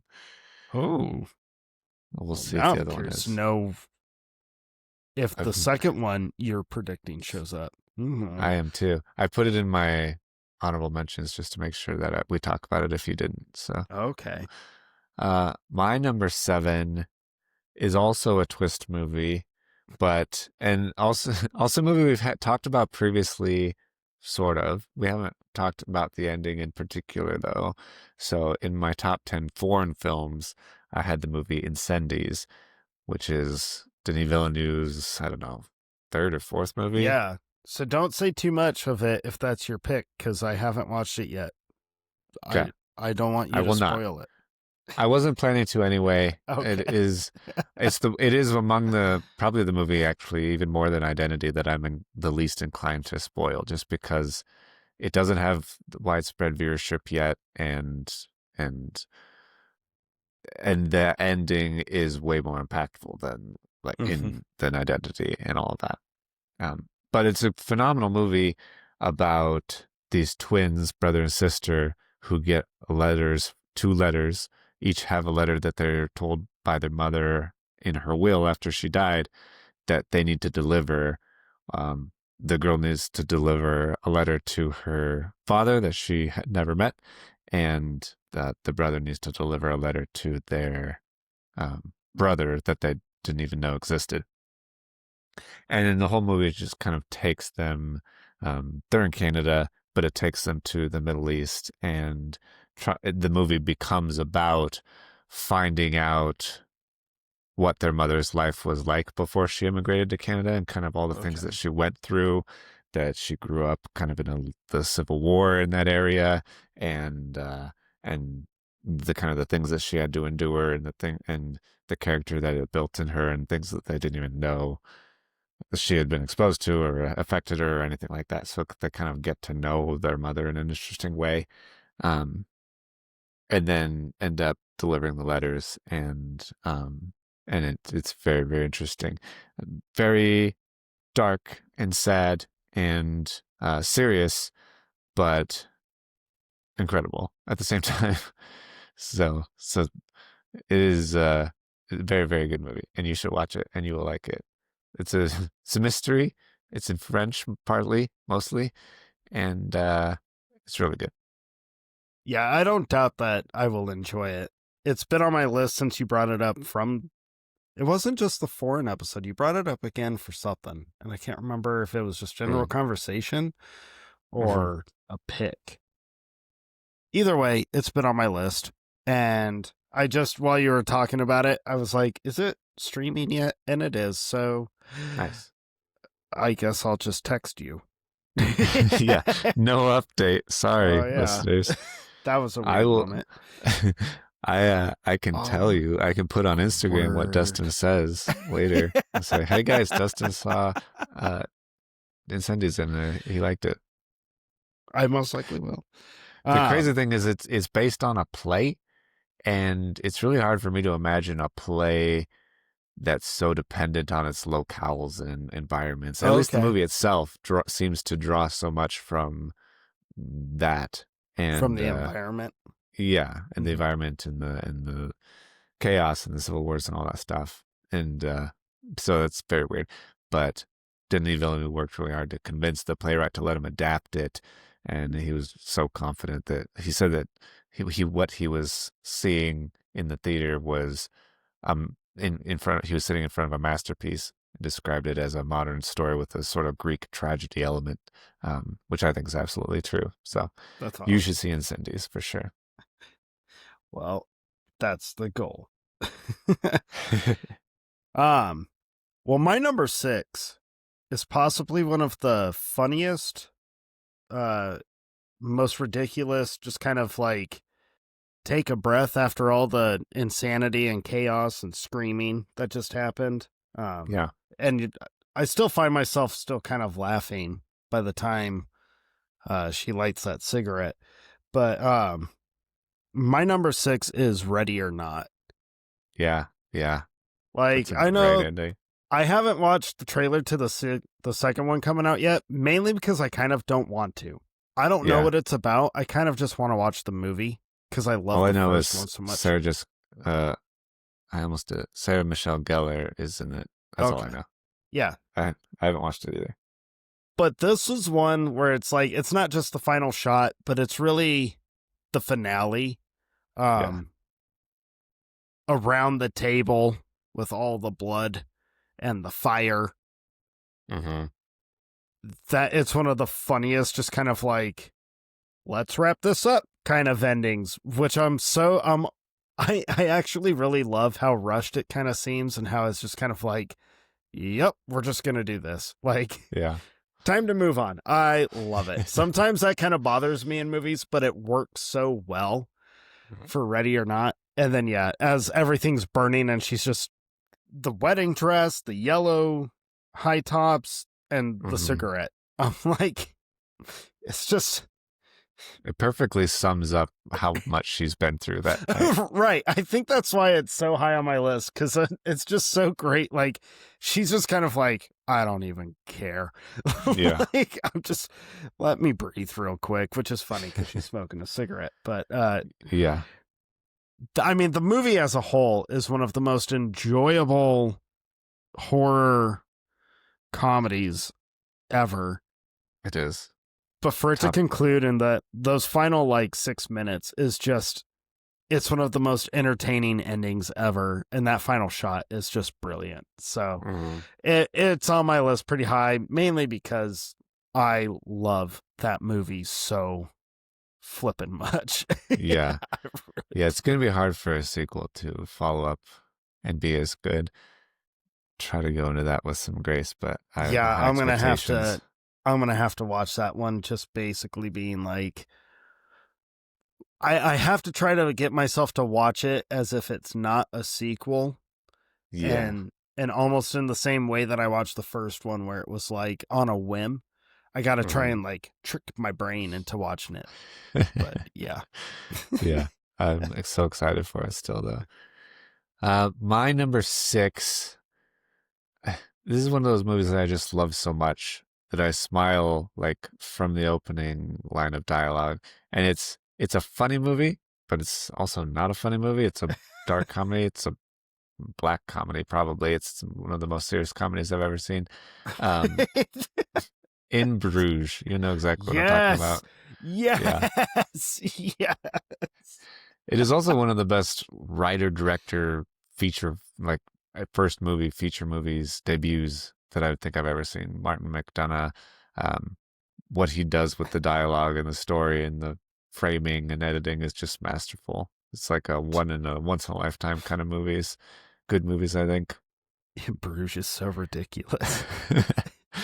Yeah. So Colin Farrell and Brendan Gleeson play two hitmen that are forced to go.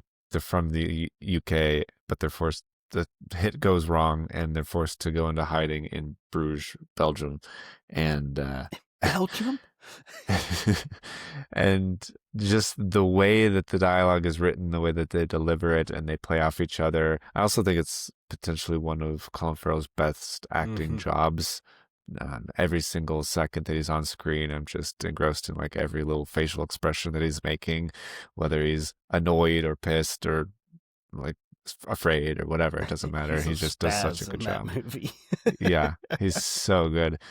I just love it. And the whole city and the environment, it feels kind of encapsulated and kind of like a dream sequence in a way that it's like they're stuck there and they can't leave and everything's kind of really quiet but also really busy. It's like booked for the holidays and they're just waiting for their boss to come and tell them if they've screwed up or not or how bad they've screwed up. And and so it also kind of feels like purgatory because they're just waiting for judgment and don't know what to do and everything is weird and stuck and it's just it's such a good movie. It's such a good movie. And but the ending in particular, I feel like the way that it culminates and the way that that judgment is passed down because of the mistakes. You learn what the mistakes were, and and some people have more strong opinions about the significance of that than others. And but it all makes sense, and Colin Farrell's character also kind of learns and grows from it, and they try to not repeat that same situation and all that stuff. So it's really I good. like how nicely you're trying to paint the ending of In Bruges. Yeah, trying to, but I I mean, respect it's. it. I also like that it's kind of open in the sense that you don't really know where it goes from there, but you hope that you know where it goes from there, and you can kind of take clues from the narration, and I think everybody who watches it feels like they know how it ends, but then also there might be two or three different opinions out there Yeah. of how In Bruges actually ends, which I think is cool. Great movie. That's so good. Dude, you set me up perfect for my number 5. All right. Because my number 5 is possibly the only movie that gives you 3 different endings blatantly. And it tells you, Okay. well, that's one way it could have happened. Well, that's another way it could have happened. But here's how it actually happened. And it's hilarious every time. This had to be on my list because it is one of the endings that I cannot help but quote along with it. But it's not like I quote the whole thing. There is one specific character during the second ending. Nope. Third ending. Sorry. During the third ending, that it is one of the funniest, most ridiculous sets of dialogue, and Madeline Kahn does such a perfect job of saying it. But my number 5 is Clue. Yeah. Like, I love Clue. Clue's so good. Flames, flames on the side of my face, flames. It's there. You go. Oh man, Like, that's a great. You can't. Like, and everyone's face around her as she's saying it. Everyone looks like they break character of just. Is she really? Like, this is how she's describing her. All right. Yeah. Like, Clue is such a silly film. And I think it might be the only based on board game movie that actually works. Battleship You don't didn't think work. Battleship works? That's the only other one I could think of. I feel like they were going to do another one. Maybe they got wise and scrapped them all. There's no Sorry movie. There's no Candyland movie. Oh, no, I thought they were going to do a Candyland movie. I'm sure they've talked about a Monopoly movie. They've had to try Oh, I so many can't times. believe they haven't yet. Be the Yeah. longest movie ever, and if it doesn't end with tables being flipped and people yelling at each other, then you wrote it wrong. Excuse me. Anyways, Risk yeah, would be the longest ever, I think. true. Yeah, Clue is just, it's such a dumb movie, and that's why it's so good, because it embraces the stupidity. Yeah, it's perfect.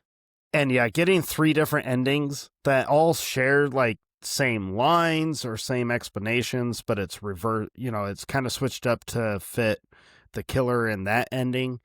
And then the finale, the actual ending, I laugh every time. All 3 endings are perfect for the movie that you watch. And I think that is kind of actually a pretty cool, like, incredible feat to pull off. One good ending is hard enough, but to have 3 that are like, no, all 3 of these actually fit.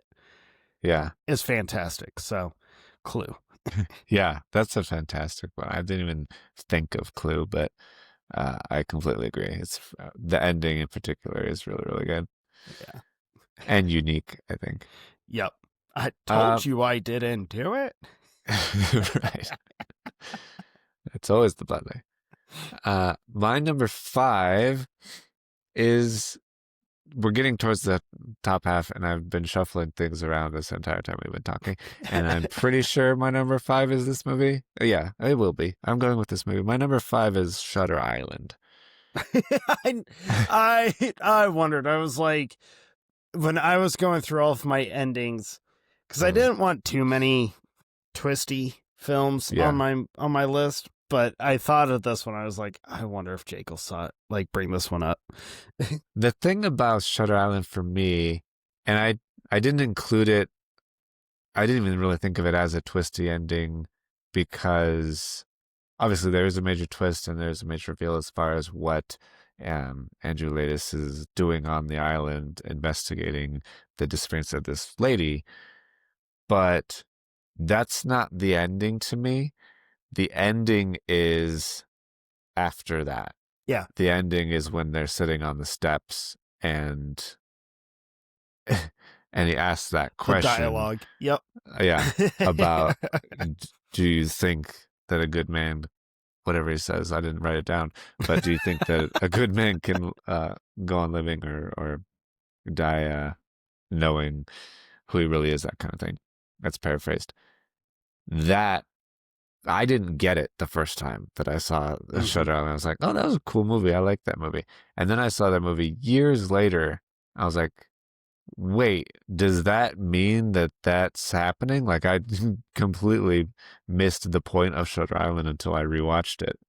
And I might be the only person that did it. It's not that hard to get of a movie, but I really, really like it. I really like the implications of.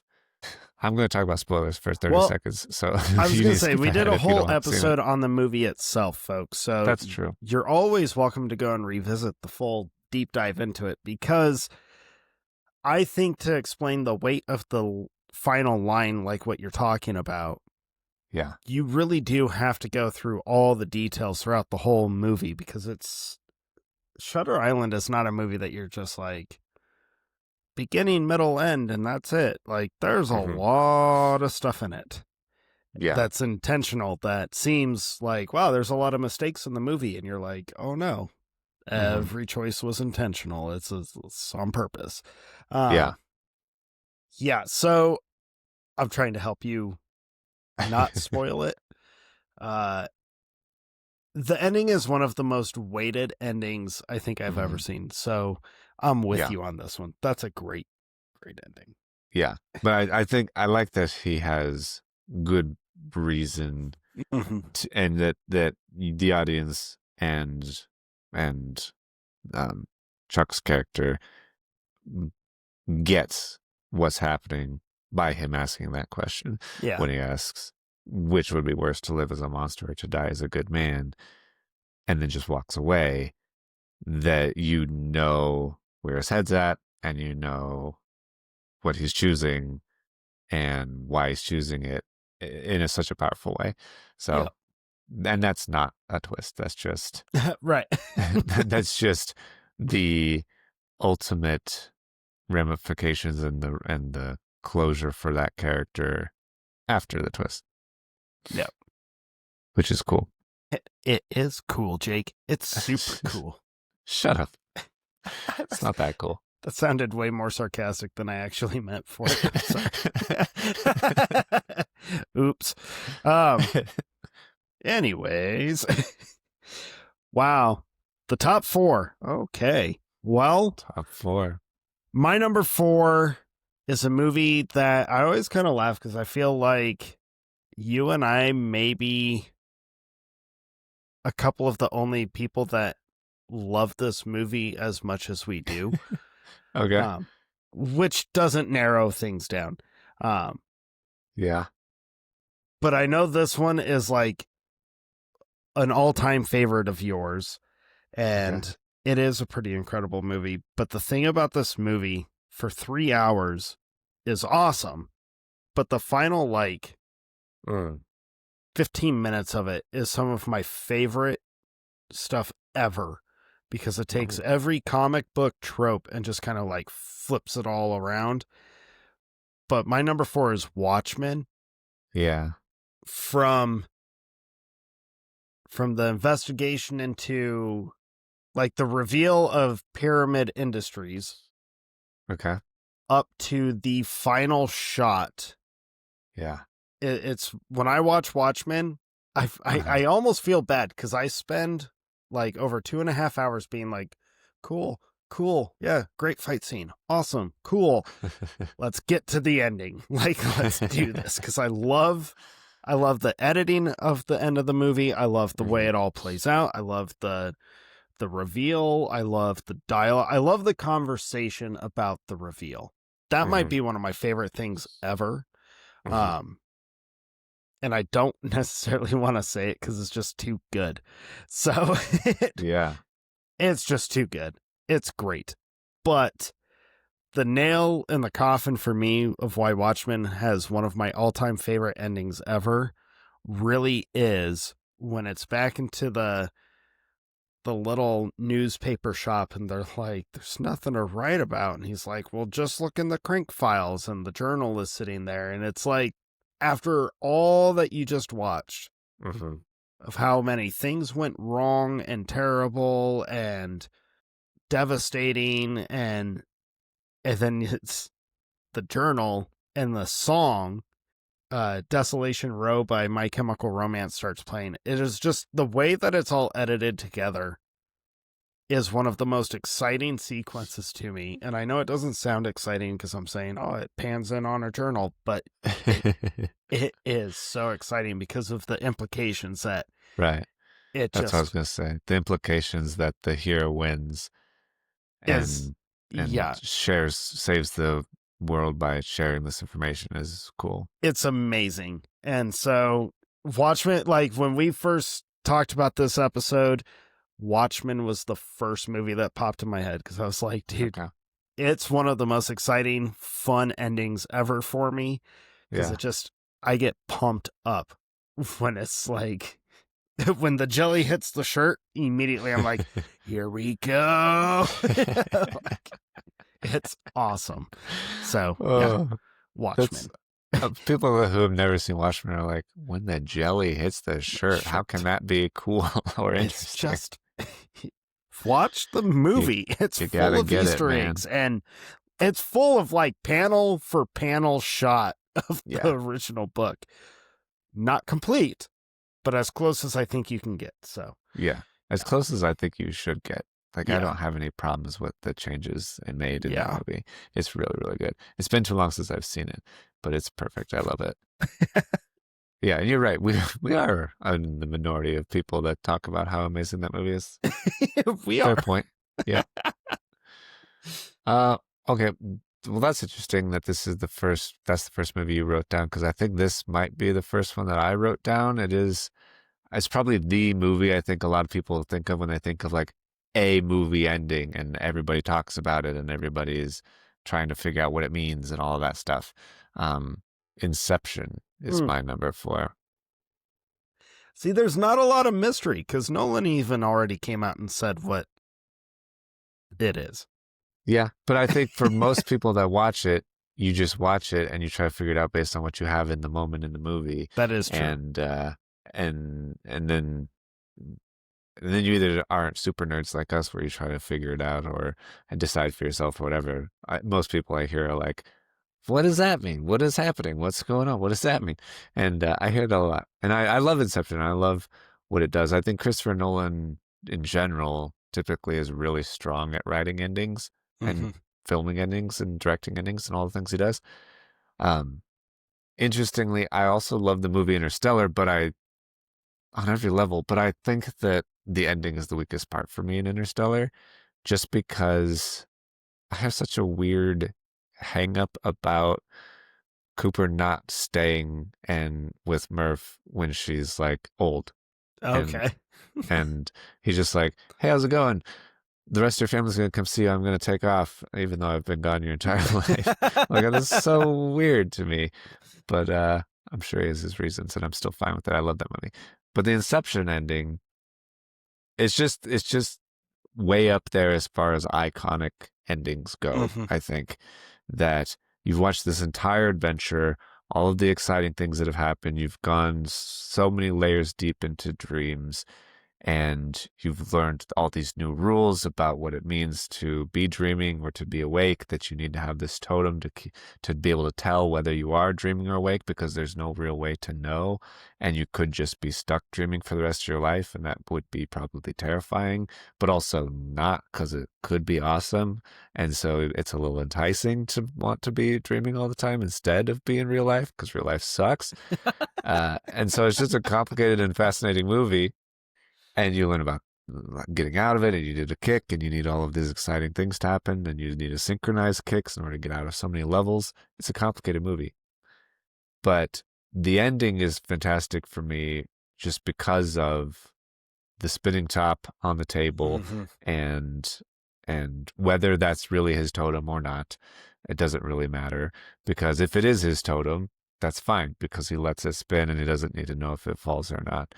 And if it isn't his totem, because it wasn't, it was Maul's totem, his wife's totem. And so people, fan theories say, well, his wedding ring is probably his Mm-hmm. totem. That's his own personal thing, and he has that on in that scene as well. And he doesn't when he's dreaming, I guess. Um, but none of that really matters, because what really matters is, to me, is I believe the movie when it told me that he can't see his kids' faces when he's dreaming, and he does see them in real life, and that's all he needs. And to me, that means even if I am dreaming right now, at least I see their faces, and it Yeah. doesn't matter if I'm home or not. I'm home, more home than I've ever been, I guess, which is cool. So I love that movie, and I love that ending, and all of the different potential meanings are really, really exciting. Um, and whichever one you choose, I think is exciting as well for you. Well, I think everyone knows how I feel about Inception. It is one of the greatest movies ever made. It's Yeah, it's a perfect movie. It it just is. yeah, truly. Yeah, I'm with you. And you know, Jake, why that movie's so high on my list, cuz like I think all the action and the adventure, I think all of that is just the spectacle. I think the Hmm. fact that it's actually a movie about a dad just trying to get home to his kids, just to see their faces, if nothing else, just to see their faces again. Um, Hmm. I think it's such a powerful movie, and the ending is one of the most like goosebumpy endings for me. I still, Right. yeah, every time he walks in and he's like, he can hear him in the yard, and he's like, Hmm. he puts the topper on the table and walks away. I think that's one of the coolest endings ever. I think he just said it so well, of like, the spinning top isn't what matters. Hmm. It's But him it's what getting to see everybody's his. focusing on. Yeah, but what really matters is the fact that he gets to see his kids' faces again. Yeah, that's what the movie is. That's what the story is all about, is just getting back to your kids. So, great pick, dude. What a good pick. I knew you liked that. Yeah. And not Well, one of the movies I thought you would have. I don't have Inception on mine. Good. I don't. Good. Um, well, my number three, this is such a like, I feel like when it comes to this movie in particular, during the span that it came out, it's the least twisty slash reveal. Well, no, it's the least twisty ending in like the set of 3, 4 movies that uh started M. Night's career. Um, but the reason why it's my third favorite, why it's so high up, is because it's such a great parallel. The ending parallels the beginning so well. And it's such a cool way. And it's another like just giant watch this character go through all this stuff, through chaos, through hate, through depression, loneliness, like, and then the way it culminates is so beautiful. But my number three is Signs. Yeah. I think it's the least twisty out of like Yeah. the first 4 that M. Night Shyamalan released, because there's no real twist. I think what's really interesting is like it has a big reveal, but the reveal is something that no one really talks about, and it's something that the more I've thought about this movie in the last year and a half, after the last time that I watched it before this, Mm-hmm. the more I'm like, what an incredible film of this guy who has this horrible tragedy in his family, turns away from like his faith, and he just like lives this nihilistic, just like, I hate everything, I'm just barely trying to get through the day. Mm-hmm. And then for it to like, the reveal is, he realizes why his son has asthma, and he realizes why the family is together when they're together and why they're together, and just like all the little pieces that show up, and it happens to be like all part of God's plan. I think it's just one of the coolest reveals that no Mm-hmm. one really quite gets, or at Yeah. least I don't think that people get, or they don't want to admit that that's what the movie ends up being about, Mm-hmm. which makes the movie just even more deeper and more awesome than I think it already is. Yeah. But there's a reason that he found his faith again. He lost Right. his faith entirely, believing that there was no point in anything Right. And anymore. all of a sudden he finds out there's reason for everything. So it's Yeah. beautiful. But the reason why it's so high on my list is not just that.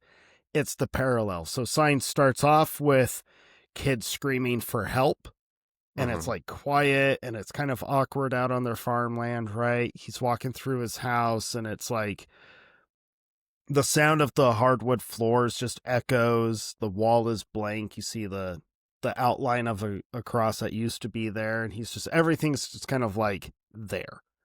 Yeah. But then it parallels with the sound of children laughing and playing, and he like comes out like ready for the day. He's got his faith back. He's back to being a priest, and the cross is back up and all that. But my favorite detail is the children laughing and playing. That's why Yeah. it's so high on my list, is because you go through all this tragedy and trauma and horror, and then it ends with like laughter and life. I think it's such a Mm-hmm. cool reminder that no matter the circumstance or how hard and horrible things get, there will be laughter and joy again, and like there can be, even after Yeah.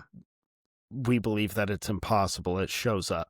So Yeah. Signs is And also how important it is for that dad, the father, to be like not completely distraught and depressed and right, absent from his family, that because he had completely essentially abandoned them emotionally. emotionally He was 100%. with he was still obviously with them and raising them, but Right. in his own little world. And now that he's back and present and able Yeah, to like it's be just, a family again, the kids thrive. it's one of the most beautiful endings to a movie that I don't think you would expect to have anything beautiful associated with it. But it Yeah. really is it's a powerful ending to me. So Yeah, it's for high up sure. there. Yeah, absolutely. I agree. Signs is probably my favorite M. Night movie, and Yep. he has a lot of great movies and a lot of great endings, in particular. people give The Village a lot of shit for its ending. Love The I Village, love and The Village. I will die on that hill that the ending to You The and me Village is both, man. cool and interesting, and there's nothing wrong with it.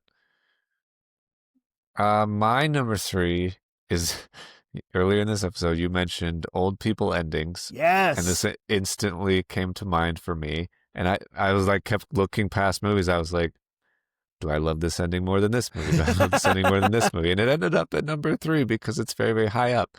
Also, it wouldn't be the last episode of Movie Bonus without talking about this movie one last time. Yes. My Yes. number three is The Notebook. And when those Like, old I hate people, that it's coming up, but it's been so long since you've brought it up. It feels fitting. it is fitting. We've talked about it on the show a few times, and how I love it and you don't, and Mm-hmm. that's okay. But the That's ending in okay. particular is so incredible in this movie, and it really sells it all. There's a twist element to the story, but that's not the whole reason I love it. I also love it because of just the relationship you've been watching through the entire movie being built between Noah and Allie, and their their love for each other, their initial dating puppy love for each other, and then their bumps and fights and breakups and war and being engaged to other dudes Yeah. and and all of the problems that they've gone through. Um, Sorry, James Marsden. you get, yeah. I often forget that he's her fiance until he shows up. I'm like, oh yeah, James Marsden's in this.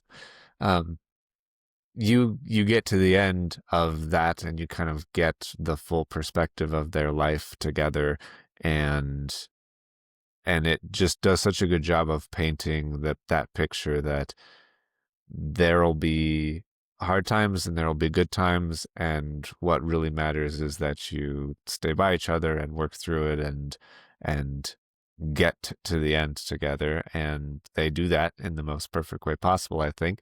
And so it's so beautiful and so cute and just one of the most romantic movies ever made.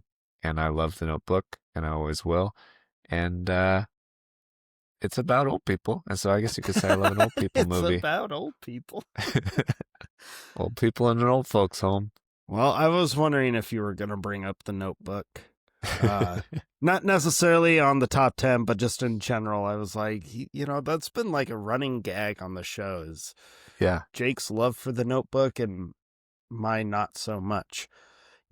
Folks, at one point when we used to record in the same room, Uh-huh.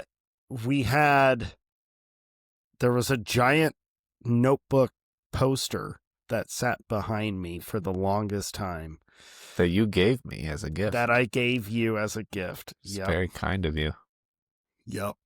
And I was kind to put it behind you so you didn't have to stare You at it the were. whole time. Yeah, and the idea was because then you would be the one seeing it the whole time. Yeah. But it was on my side of the room. It's compromise. It kind of reminds me of, do you remember that Office episode where like Oscar hates the picture of the kids dressed as jazz musicians, but he So he has to wears it wear as a it. shirt? So Yeah. that Angela, yeah. Yeah. Doing a nice thing, but as long as I don't have to really give up too much. Yeah, for sure. Oh, good times. Well, my number two is probably the twistiest of all the movies we've talked about, and it's one of the coolest reveals, and it's also one of the greatest simply because the whole movie is the twist, which makes it brilliant. Okay. And plus, it would be weird if we were going out and I did not talk about Christopher Nolan at least one more time. Okay. And I realized that this movie has never made it on a top 10 list for me. So it was about dang time. Jake, you're going to love this because The Prestige is my number two. A movie we've talked about so much, but you've never listed. Many times, but I've never had it on a list. But that's great. This movie It's still like it's so high on my list. It would be number one, but my number one I think is actually a perfect ending, like Hmm. the definitive perfect ending. So that's why. Anyways, um, Okay. the reason the Prestige is so high, one, it's awesome, but Yeah. two, no matter how many times I have watched this dang movie, I still find myself trying to like piece together every detail and still Hmm. being blown away by the ending. Yeah. Like the reveal still gets to me every time. It's the weirdest thing to watch a magic trick. You know how it is done, you know the Yeah. reveal, and then still be like, what? Yeah. That's amazing. Every Yeah. time. I can't not watch that movie and not have my brain just blown away. So Yeah. The movie itself is a perfect magic trick. it it is. And so there was no way there was going to be a top 10 list for me without having this, without bringing up Nolan one last time and just being like, you said it earlier. He's so good at what he does and he writes endings so well. Yeah. I think The Prestige might be his crowning achievement though. Yeah. So I would agree. I don't have any reason to disagree with you on that. It's so amazing. good. It's Yeah. so amazing. Yeah, we did so we there are I've been releasing since we decided that we were ending this show. We stopped doing the fan club and released the episodes of the commentary that we did for all of the different movies like Tombstone and Mhm. The Patriot and Hereditary and also our two favorite movies of all time, The Prestige and The Matrix. Yep. And um and so I'm also about to release those as like the beginning of the year as our last two episodes. So if you want to watch The Prestige with us, you can. All That'll be right. coming out very shortly after this. Okay. I really thought you were gonna have the same movie as me at number two because your entire lead up sounded exactly like Well, what I was about to say. does that mean your number two is one of the like biggest honorable mentions ever for me? Probably. All If right. it's not your number one, yeah. It's the twistiest twist ending, it's a franchise based on its endings that it's all that really matters in these, also gore and body horror and things. Yeah, we don't share that one then. My number two is Saw. Saw.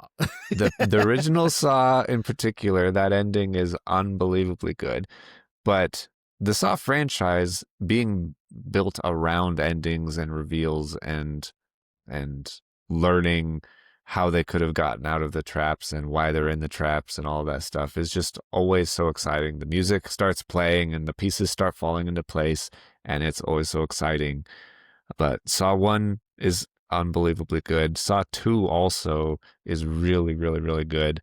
Um, I want to say it's 3, I think three. So 3 or for me, 4, Saw where it one like, has the best, and then uh, I would do Saw three, and then mhm, Saw two, and then I okay. could not tell you the rest because I can't remember them right now. But I remember the twist of Saw three being like the most like that's awesome. That was Yeah. well done. I don't remember if it's like 3 or 4 or 5, but somewhere in that range where it like starts to be like, this franchise is getting a little bit old, a little hacky, a little whatever. Then I remember the ending being like, and then it ties back to the very beginning. And I was like, whoa, I'm back in. I don't remember which one it is because I haven't watched it in a long time. But it's the kind of thing that has that power to do that, so much of the movie relies on its ending, and more often than not, I think it pays off. But that first Saw movie, I don't know who hasn't seen Saw by now, but if you haven't, you should. Like the guy mentioned on the show before. I understand if you don't like it, especially because it's very editing style in particular turns a lot of people off. I think I would understand if it did, that it's very James Wan did this very flashy early 2000s Yeah. lights and movement thing. But if you can get past that to the very end of the movie and learn how the game ends, it's so cool. So Yeah, that first Saw is still one of those in the theater when it's revealed. that one still holds true to the like, no freaking way. Yeah. And I love just how long it lingers after the door closes, Yeah. like in the dark. It's just so good. That's awesome. Not shocked that you would bring up Saw or The Notebook. So high up in your list. Not Yeah. shocked. All right. Well, so I had to laugh at this because not only I've always kind of felt like this is a perfect iconic ending. Hmm. So it was going to be my number one anyways because of how like high up and iconic it is to me. But it's kind of like tongue in cheek as well, Hmm. considering it's literally taking a bow and heading out onto a new adventure. Okay. So it feels extra, extra, extra fitting. Mm. So the Truman Show is my number one. I don't have a huge lead up. It's Yeah. it's like the most quoted ending I think of all time. It's Hmm. perfect. Every time I watch the Truman Show, I'm still blown away. Just like this movie's so dang good. And then I was rewatching it. Like, is the ending really like that iconic? And there is something about the rainstorm, his act of just like setting off his determination, the beauty, how it all works. You know, you've got the director dude, pompous little twerp. Um, like after he tries to kill Truman, he's like, "Stay with me, man. Like, just hang out with me." Like, Hmm. really? But it's just, I love the whole thing. But for it to end with, you know, you're on TV, say something, and Truman says his iconic line. Hmm. There's just something about that final bow that is like, I don't know if there's an ending that perfectly sums up Hmm. like beginning, middle, end, just someone's character arcs, all of this, except literally taking a bow and heading Yeah. out onto the unknown. Like it is Yeah. so well Uh, done. Announcing the performance is over. Yeah. Go watch So something else. right. What do we watch now? I don't know. Um, Yeah. yeah, so the Truman Show is my number one because it's just I get goosebumps every time I think about it. When I watch it, I tend to get a little teary eyed, not like actual crying, but like a little misty. There's some dust in the air, right? Um, Hmm. because it's such an uplifting and hopeful ending. And ultimately, when we watch movies, when we watch these stories, I mean, you and I have talked about this at length over 5 years. Hmm. Movies need to be enjoyable. Like, let's go and have some fun with it. Yeah, you can have the harder hitting stuff, but storytelling should have this, they should end on hope, right? And Yeah. that's what we're hoping for. I mean, that was why you and I started the whole thing was we were tired of all the crap that was the only thing going on. So we were like, Yeah. let's counter it with something nice. So, Right. granted, then we ended up spending 5 hours or whatever complaining about Star Wars. So, Yeah. yeah. What's on So your the list Truman then? Show is my number one. It's just it's too perfect of an ending to not Hmm. have on my list. So, Yeah, it really is. It's after I put my list together, I was looking around, make sure I didn't forget anything. And a lot of people bring up the Truman Show, and I don't fault that at all. yeah. I am glad that you brought it up. I think it's a really, really good ending for sure, and a really, really good movie. Not the one I thought you were gonna include in your list, though, Yes, because I surprised Jake one last time. I thought that you may have Back to the Future, even though you've talked about it a lot on the show. I'm like, that ending is so good, for especially the first one. Yeah, it is But so good, and nothing against it. We yeah, literally just talked about Back to the Future like 2 episodes ago. yeah. You never know. It's true. You can break any rule you want. It's true. It's true. Not that there are any rules to break, I guess. That's the whole thing. There is no spoon. That's not the ending. Uh, right, That's like right. middle. I know. But it's a never mind. My number one is a movie I had lower, but then I rewatched this movie and I felt so many different things that I feel like it is a more perfect ending than any other one that I had on my list to compare it against.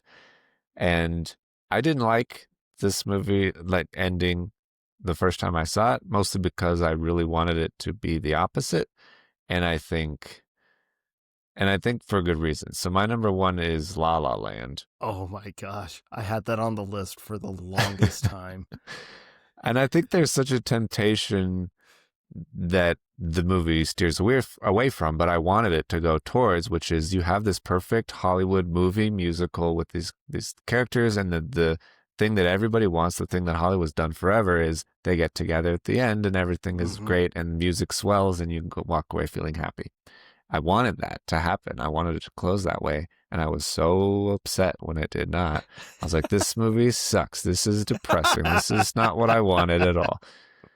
And then I've watched it over and over, and I love it more and more as time goes on. And it's so incredibly done, so perfectly done, that when the ending comes up, I genuinely think you could not watch the entire movie and you could just watch the last, I don't know what it is, 15 minutes maybe, from the point where it says 5 years later, and she goes on the date. She gets dressed, she sees her husband and kid, and she goes on this date, and they pull into this random jazz bar, and they sit down and listen to this guy play the piano. And then you see this life flash before her eyes of what could have been. And that's all you need to know. Like, what you see, everything you need to know on their faces. There's no dialogue. That's one of the most incredible parts too, is that there's no dialogue, there's no words in the songs. It's just faces and movements and music and body language and all that.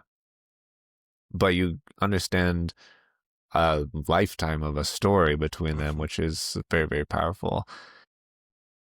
And I think the thing that is so, like, you see them break up, you see them achieve their independent dreams from each other. You see this, like, that brutal flash montage of their life, what it could have been. But I think the thing that's brutal is that you see on their faces when they're in the bar that they still believe, like we believe, that there's a reality that exists somewhere, that they could have gotten together. Like, if all the pieces fell into place, and if he didn't say yes to doing this thing, or timing was a little bit better, that it would have worked and it would have been perfect. And missing that, there's no way to go back in time and fix it. And so now you're just kind of have to accept where you're at. And it's sad, but also realistic and weirdly melancholistically beautiful. Is that a thing? Melancholily? You know what I mean? I do know what you mean. Obviously, I love La La Land. Yeah. Yeah. It's just the right amount of, like, beautifully happy and devastatingly sad and very perfectly melancholy. I think that I love it more and more every time I watch it. You know, I just rewatched it a couple nights ago because, like I said, I had it on my list for a long time, and then it got bumped. But, my daughter hates the ending. She pretends like she flat out is like right before it cuts back to reality. That's my daughter's checkoff moment. Like, nope, the last 5 seconds of the movie does not happen. It ends here. But the more, like, a lot of people say it's such a sad ending. I kind of don't think it's that sad.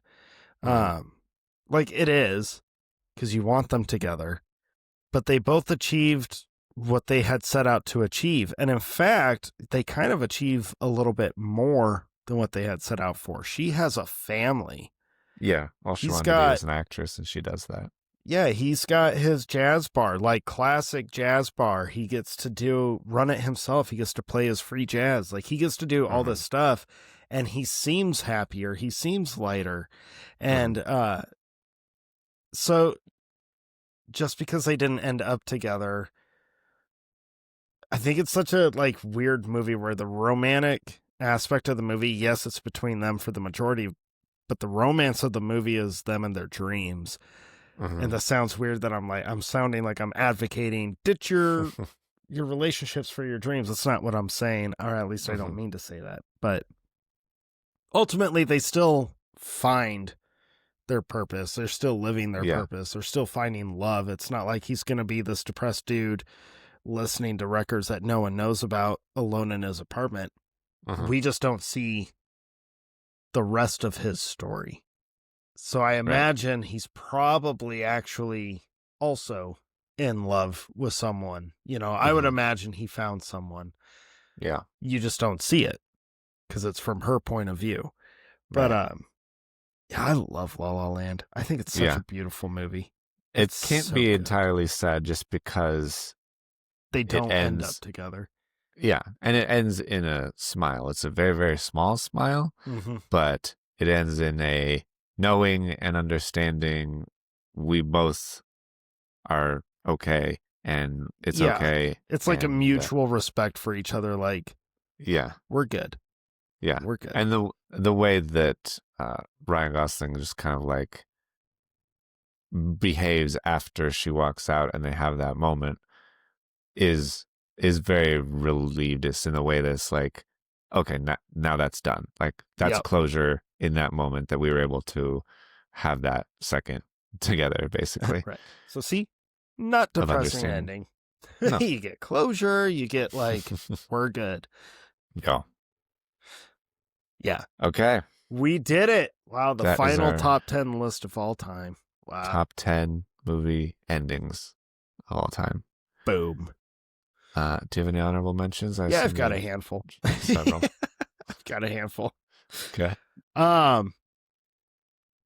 Castaway has one of the greatest like final shots in a movie of him at a literal crossroad. I think this is just so good. Yeah. I mean, the movie's amazing, but for it to culminate into him being at this crossroads where it's literally like you have a second shot at life. What are you going to do with it? Love it.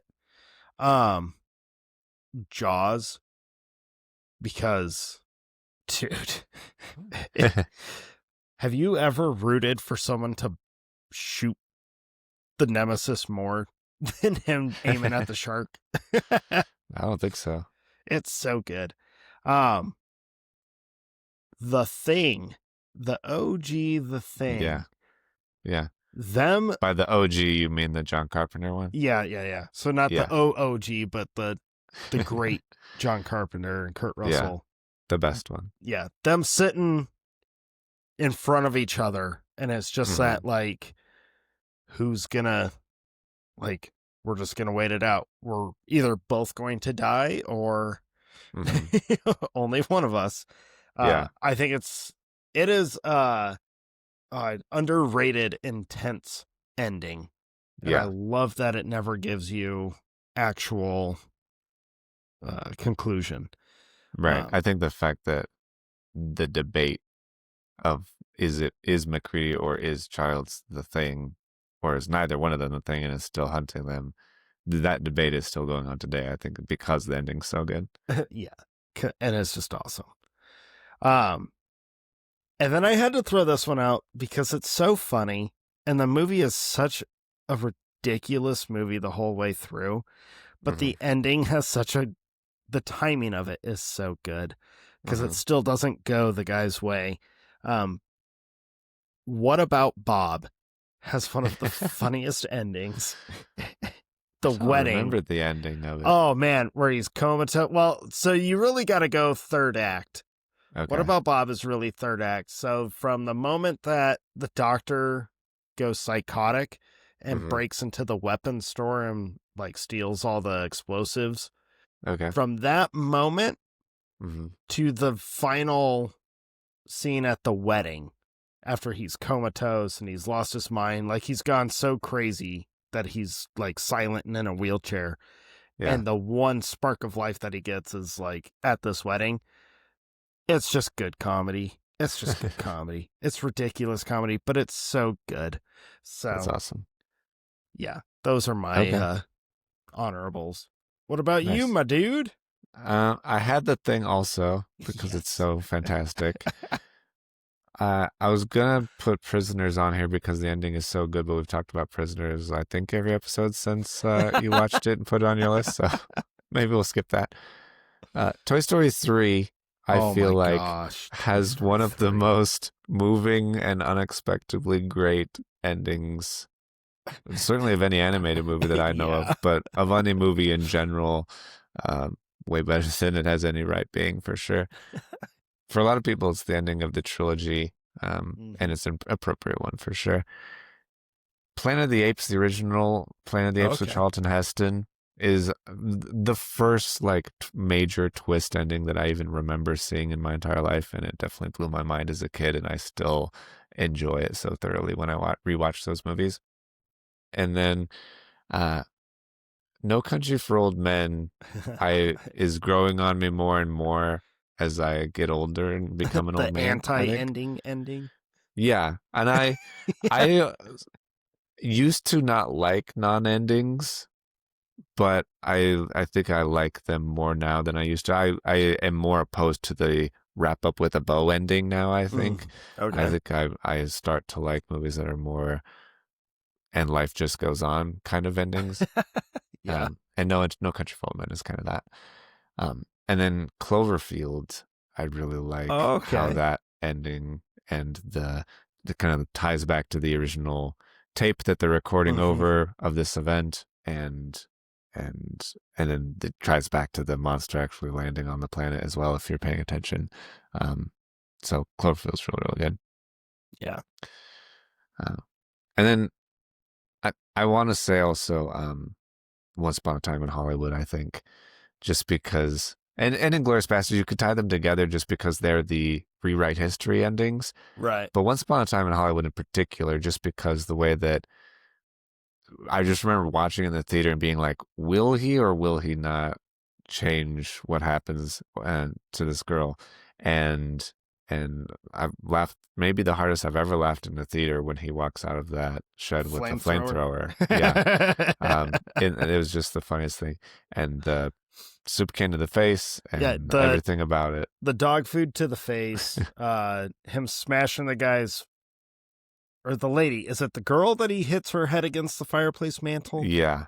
Yeah, it is. Uh, I also laugh really hard when the dude's like, I am the devil and I've come to do the devil's work. And he's like, well, that's the dumbest thing I've ever heard. Yeah.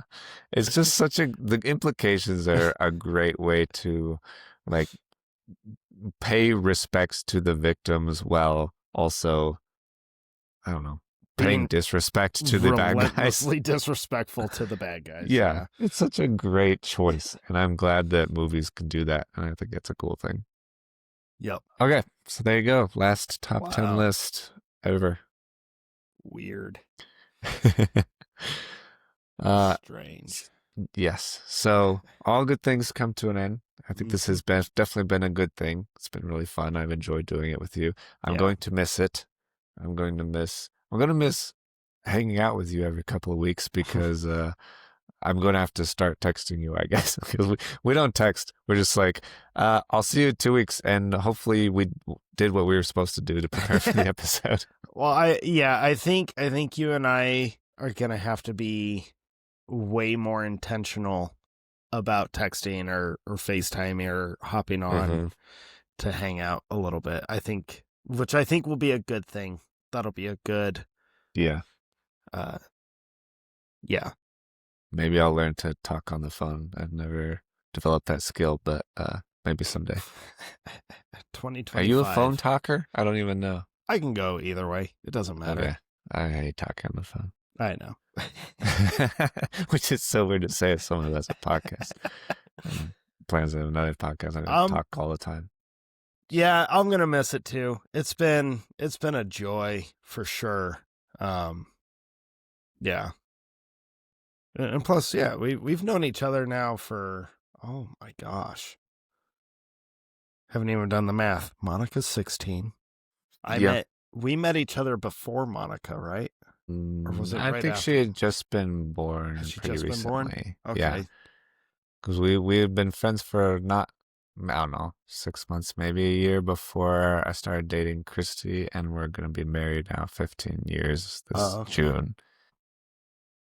Gotcha. It's 16-ish, 16 and a half, 17-ish years, somewhere around there.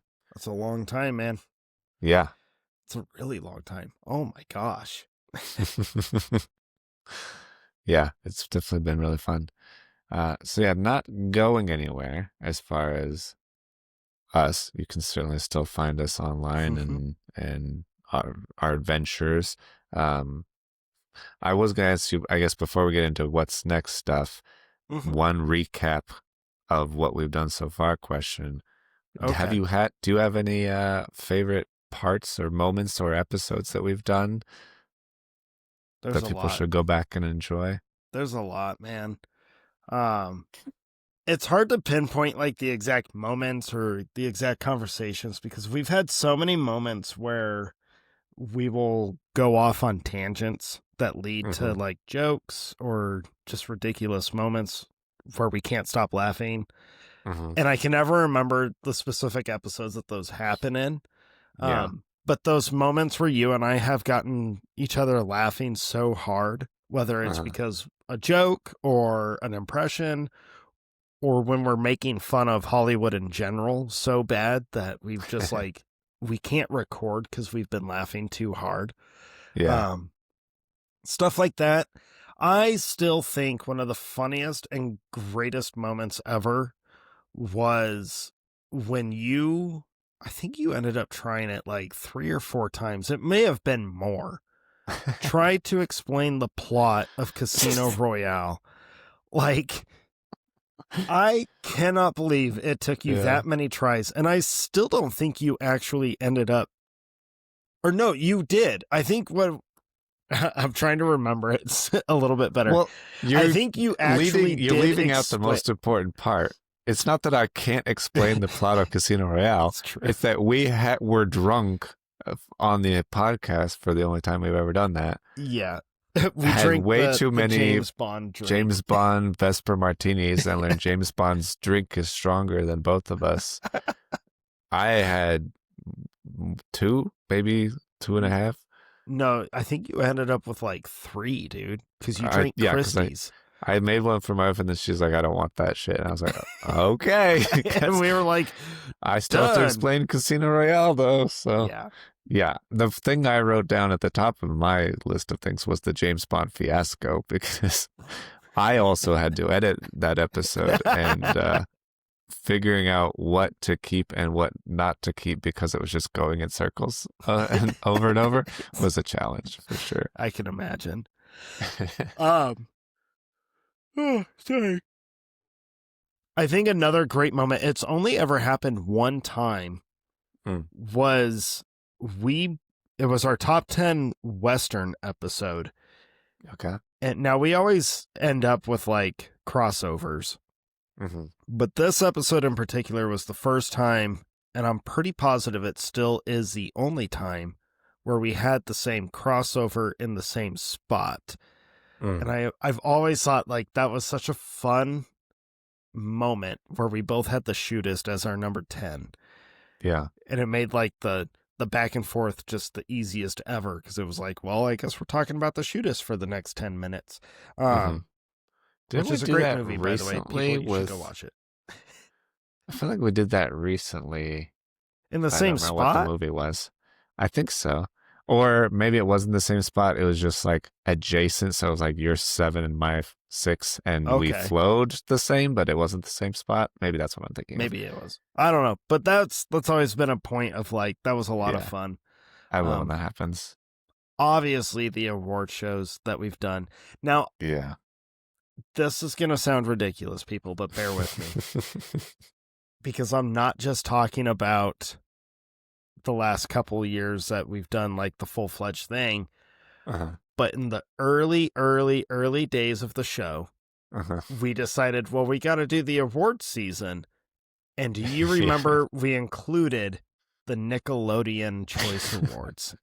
Yeah. I think we went through the Nickelodeon Choice Awards and voted on the show. We voted the whole time, like Being thinking like, back I on don't that. know who this teen pop star is, but I'm going to pick my favorite.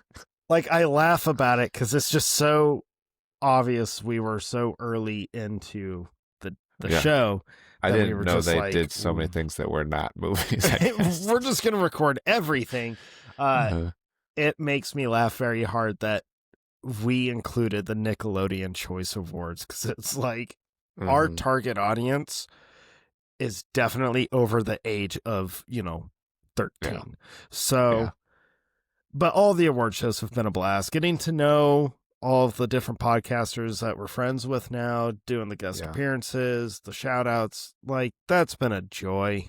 Um, but honestly, I think the best part, not to be overly sentimental, my friend, Uh-huh. but it really has been knowing that we started this in 2020 because we were sick and tired of all the COVID crap going on, and we're both rebellious. So we were like, they're telling us we're not allowed to see our friends. Forget that. We're going to do it. Yeah. Um, and I've just always been so grateful to get to do this and nerd out. Whether we have a huge audience or not has whatever. I Mhm. get to hang out with my friend, and that's been the best part. So, Yeah. yeah. I There's so agree. many more. We have 5 years of content and jokes, and trying to narrow it down to just a few is Yeah. it legitimately almost feels impossible.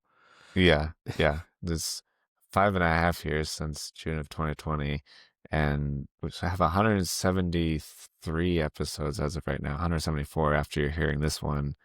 I guess 176 after I put up the two watch with us movie commentary episodes. A couple of those are filmmaker interviews. I think we did like 5 of those, and those were really cool to Those do. were cool, yeah.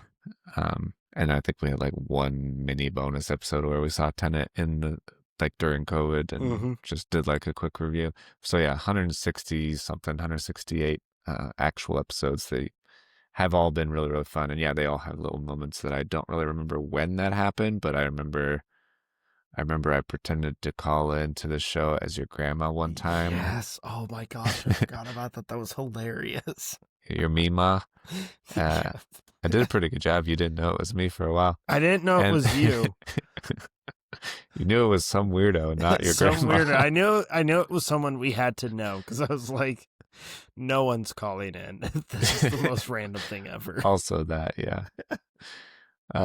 Yeah. And then I really enjoyed we did a short film festival thing for the Wandering Lion Studios, right? yeah, Yep. Wandering Lion Film Fest that they actually sponsored our show for a year, and we got free beer out of it for a whole year. That was pretty cool. At that point, I was like, I don't need to make money from this. I've already won, and I can die happy.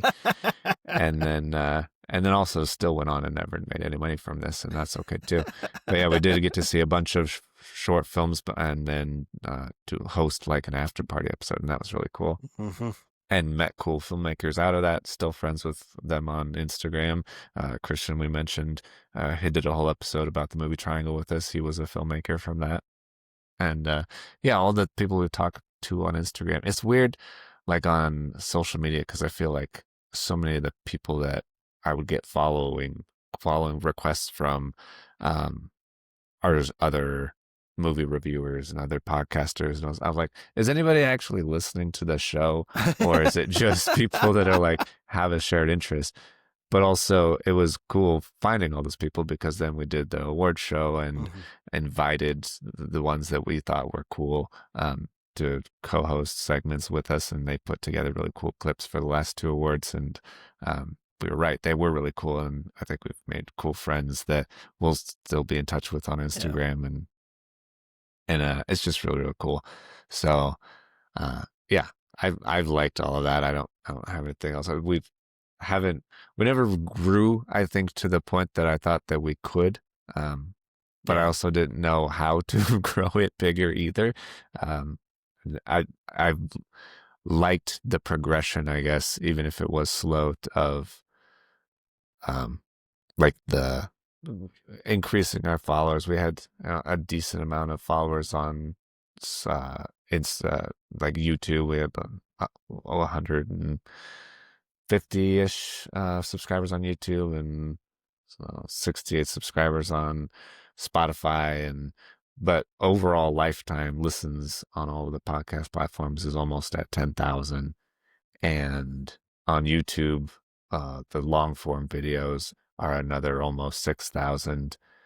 Uh, Not a lot of people listen to the whole thing because people do not like listening to 3-hour YouTube videos, it turns out.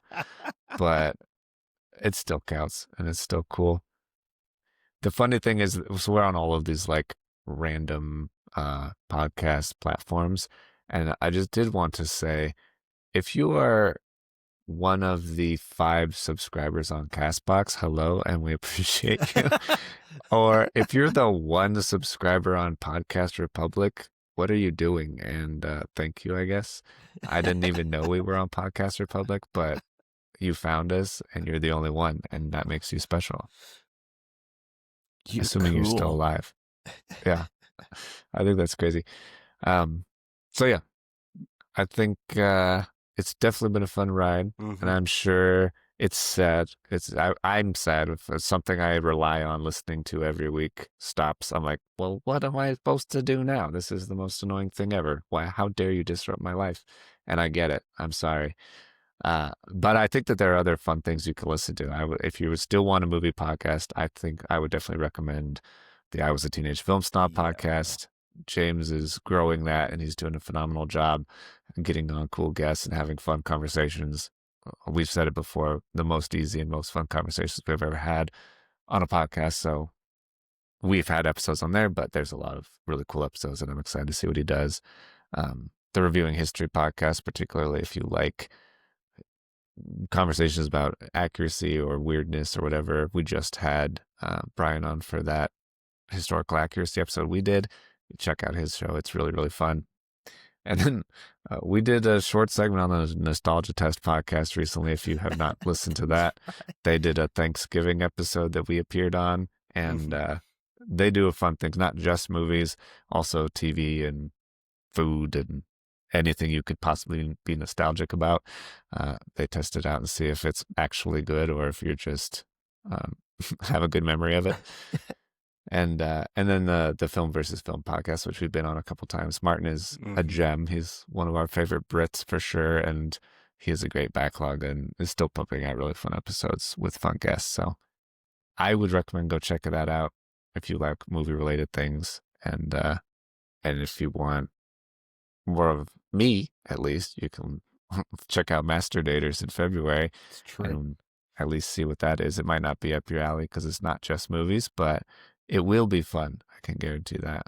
I don't doubt that. I imagine, as someone who has gotten to sit in many a Hmm. conversation between you and Christy about so many things, Yeah.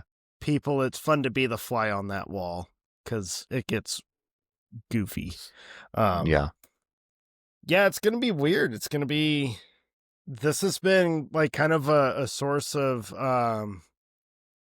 regularity, Hmm. like consistency for 5.5 years now. Even during the hiatuses, though, we were still like prepping for episodes that we knew were coming up. We spent the Yeah. hiatus like, yeah, we're taking care of other stuff, but we're still doing the show. Hmm. Every time I watch a new movie, I'm like, I should write this down. Right, like, oh shoot, I didn't write that one down. There's been so many times where, and it'll be weird not to have to do this now, where I have to go on like all the, whether it's HBO or Netflix or whatever, and be like, what Hmm. did I just watch? Can you show my history? Like, because Yeah. I forgot to write it down. Um, yeah, it is going to be weird not having to write stuff down or getting, I guess, back into the groove of watching movies, um, just to watch. Just for fun. Yeah, just Yeah. to watch them again. Yeah. Haven't really done that in a long time. Um, so that'll be interesting. That'll be fun. I don't know. I don't know. I don't have anyone here that I can, quote movies to or make stupid references about, the Hmm. room or Right. anything and have someone instantly get it, if not quote the following line to me. Um, Hmm. it will be weird, man. Uh, yeah. Oh, there it is. There's the waterworks. Yep, there they are. Is Yeah. there is there anything you want the listeners to know to look out for you coming up, Whew. or anything you want them to follow in your adventures Well, going from here? yeah, obviously. I mean, not necessarily like me. But if you're curious of what I'm stepping into, life has definitely changed pretty drastically in the last year and a half for me. Mm-hmm. And stepping into that life with, well, I'm not really stepping into it. I'm getting ready to just go diving headfirst into this life. Yeah, so I am aiming to have a book published and out on Amazon. I'm hoping the goal is March. Um, it's gonna be it'll be my full testimony of how I went from being an atheist of 30 years to giving my whole life to Jesus. How that happened, why it happened, and then everything that I learned about faith in the last year, or in that first year of walking this life. So the goal is to have that out in March. And then following that is stepping into a life of traveling and speaking. So if you follow me, I don't know how often I'll be posting where I'm at. I'll probably have to start learning how to do social media stuff a lot better. Mm-hmm. But yeah, I don't know exactly what it's going to look like. The work for that starts also in March. But the goal is to start kind of going around the whole country, speaking at different churches and just sharing stuff. So if you're curious of the changes in my life, or I'm sure everyone probably noticed in the last year and a half, like the way I talk has kind of changed. We've gone through some pretty incredible changes on the show, big changes on the show, even before my whole thing. But stop drinking. yeah, like you guys, I don't know if you guys, the audience, fully is aware of this, but like you've watched me go sober, and you guys definitely don't know all this, but I mean, this show has been such a source of like keeping me going through some of the worst moments of my past. But the show has always been kind of used as a pick me up, but in like a really good way. So not a distraction, but just a equalizer almost. So yeah, so really big, weird changes I never thought I would be doing, but here we are. So yeah, I guess if you want to watch how that unfolds, yeah, just stay tuned. Keep following me, I guess, or ask to follow. Yeah, I'll post that stuff. And are you still using your book account on Instagram? The I'm Here Story stuff? The YouTube page. I'm gonna have to start. I'll kind of what's the word I'm looking for? I'll start using it a little bit more as the book is getting closer to release, just to show like, hey, this is kind of the follow up to that YouTube series I did. But then all of the stuff about the book will end up, just because it has to, it'll have its own page, and then I'll be posting my own stuff as everything kind of unfolds. So, and I don't know exactly how it's all going to look, because I've never stepped into that kind of thing. So, well, if you need help making fire memes, I can help you with that. Yes. Beyond that, I don't know what to tell you. But yeah, so it's just it'll be interesting, that's for sure. But obviously I want to thank everyone who's listened to us, whether it's been the whole run or here and there or periodically, whatever it is. Small but mighty, right? We've got a small audience, but you guys rock. But first, like, more importantly, though, is I want to say thank you, Jake. So, you're welcome. Dude, couldn't do the show without you. And you have shown support in ways that that's kind of floored me. So, thank you. You're welcome. Yeah. It has been my pleasure, for sure. I really enjoyed everything about this, and selfishly, probably did all of those things just so we could keep the show going, because I've had a blast doing it. No, it's all good. I don't think it was selfishly for that, Jake. I think you're just actually that good of a friend. Well, I do love you. Yes, that So, is also a big part of it. But also, okay, yes, I mostly love you and care about you. yeah. Just so you know.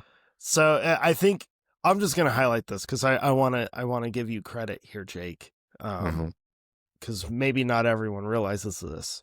But when we stopped drinking, I approached you and said, I'm going to stop drinking because I'm going to be sober. Hmm. You can keep drinking if you want. I don't have any issue with that. That won't be a problem. And your response was, no, we will quit together. Um, Hmm. and that gave you, because I know Christy was like pregnant at that time. So that gave you a chance to, right? Pregnant or had just given birth? I think pregnant because she Pregnant. couldn't drink also, but then also That's right. since giving birth also hasn't drunk anything. I think doesn't plan to stay sober forever, but just like breastfeeding and infant kids and health issues and stuff. She's like just taking a long-term break from it. Nothing wrong with that. Yeah. But it was a cool benefit. But your support and like, no, I'll do this with you was incredibly powerful. And then I do have to say, because we've had comments of like, I can't believe the show's coming to an end. I am gonna say this, folks. I told Jake, if you want to keep going, keep going. But in your incredible support, your selflessness, you were like, no, we'll just end it. Like, Hmm. so that's it. Just means a lot. So thank you, dude. Yeah, absolutely. Yeah, I couldn't really envision, like, I certainly considered it. I was like, do I just keep the show going and it's me, or it's me and a new co host, or is this me and I'm reaching out to guests constantly and managing schedules? And that sounds like it sucks. So I'm not going to do that. And then I was like, I just couldn't envision a movie boners with me only. And it has always been us. And I think that's the most fun way to leave it, for sure. I will, I think, keep the Instagram open and okay, and from time to time post memes. I don't know what it'll become. It might become a meme account. It might become just random movie news or thoughts or whatever, that may come up. I'll definitely share, the stuff that I'm planning to do, the Master Dater stuff and your book stuff when it comes out. So we have Mhm. that bread trail if people do want to find you or find that through there. So that will stay up. All of the episodes of the show will stay up. Um, all that stuff. But yeah, yeah, I just didn't make sense to me to keep going without you. So I'm totally comfortable and fine with closing the book on that and then figuring out where we go from here. And I think it'll be exciting. And I'm definitely looking forward to it. Yeah. Yeah, it's gonna be crazy. I will tell you that. Yes. It's gonna be crazy. So All right. man, Well, we made it, is this I just us think. stalling because we are both realizing like 5.5 years, still don't know how to sign off, really don't know how to sign off for the last time. Yeah. It used to be I could say, thank you, we'll see you next time. And now I'm out of ideas. I don't know what we do to That get out was of my this. only idea. We had one option and we've Yeah. misused it for five and a Here's half years. here's what we do. We say, thank you, we will not see you next time. That's true. uh, That's true. Yeah. So yeah. just a big thank you. Like Yes. huge thank you. I know it's touched my heart a lot. I know it's Hmm. touched Jake's. Like, guys, when we say thank you to you, when we say that we are grateful that you've listened to us, we're not blowing Hmm. smoke up your butt. Like, it really does mean something. I remember, Jake, you might remember this. Do you remember how excited we were and how blown away we were at the start of all this when we realized that we were huge for a very short window in Guam and Australia? Yeah, I do. It was like, we're gonna be huge. We were like, we're already massive internationally. We're awesome. Yeah. Um, but that excitement has never gone away despite the Hmm. small audience because you guys have just made it fun. The conversations. Um, Yeah, we started the whole thing with the intent of starting conversations, that it wasn't just you and me talking back and forth to hear ourselves talk, that we wanted to recommend movies that you should see and also hear from you when you see them so that we can talk to you about them because we love talking about it, and have really appreciated all the people that have reached out and just even they have a random thought, hey, I'm listening to this episode from 3 years ago and you couldn't think of this thing, it's this. And I'm like, oh, thank you, that helps a lot. Like, I don't remember that episode at all, but thank you. Yeah, I believe you. And I put out on Instagram when we were coming up on recording this last episode, like, if you have any last minute rants you want us to go on, or movies that you want to hear our opinion on, let us know, or questions or comments or whatever. And all I got was people saying, hey, I don't have anything, but I really appreciate what you've done. It's been really fun. Thank you for the memories. Thank you for the recommendations, and just a bunch of well wishes for what comes next. Cool. Like, you all have been the sweetest, and we appreciate you so much. Yeah. Well, I guess that does it. Okay. Wow. Final thoughts, Jake? Right. My final thought is I was trying to tie it back to like a really dark and depressing movie ending. You're like, how do we Requiem for a Dream this whole show? Yeah. No, let's not do that. This is like our bleed out spot moment. That's so bad. But no, I don't have anything. I'm good. I'm good. I know you're good. And we'll talk later. We'll talk to each other later. Right. And you won't hear us, but this I may post about it on Instagram. This is the worst goodbye of all time. I may post about it on Instagram. We're bleeding out right now. We'll talk. Well, you and I will talk later, but we're not going to talk later. When you watch Incendies, I will tell people that whether you liked it or not. On Instagram. Oh, by the way, did you see? I decided for the final one, I did a callback that was before we were recording video. So I had to bring the Troy and Abed community reference back. I did appreciate that we're both wearing blue shirts. Yours is a reference to Community. Mine is a reference to Robin Hood, the animated one. It says Death to Tyrants on it. And you don't know this, but we're both wearing Movie Boners hats. Yes. Mine with the blue lettering is upstairs. I only have this black lettering one right now. But mine is our first the Roadhouse one one that I'm jealous of because they stopped making the like distressed one and I could never get one. Yeah. But so I had to wear this for you, Jake, because Troy and Abed in the morning. I appreciate it. It's very you to latch onto that, the friendship nature of us, and it's very me to latch onto the killing tyrants part of us. Sentimental? Not. I kid. Right. Jake. Yeah. Jake is probably like one of the biggest teddy bears ever. Less sentimental for sure. Yeah. But cool, dude. Well, that's enough of that, I think. It's been a good time. Yep. So I guess thank you, everybody. It. Yes. Bye. Say thank you and good night. I don't know. We'll just stop. No.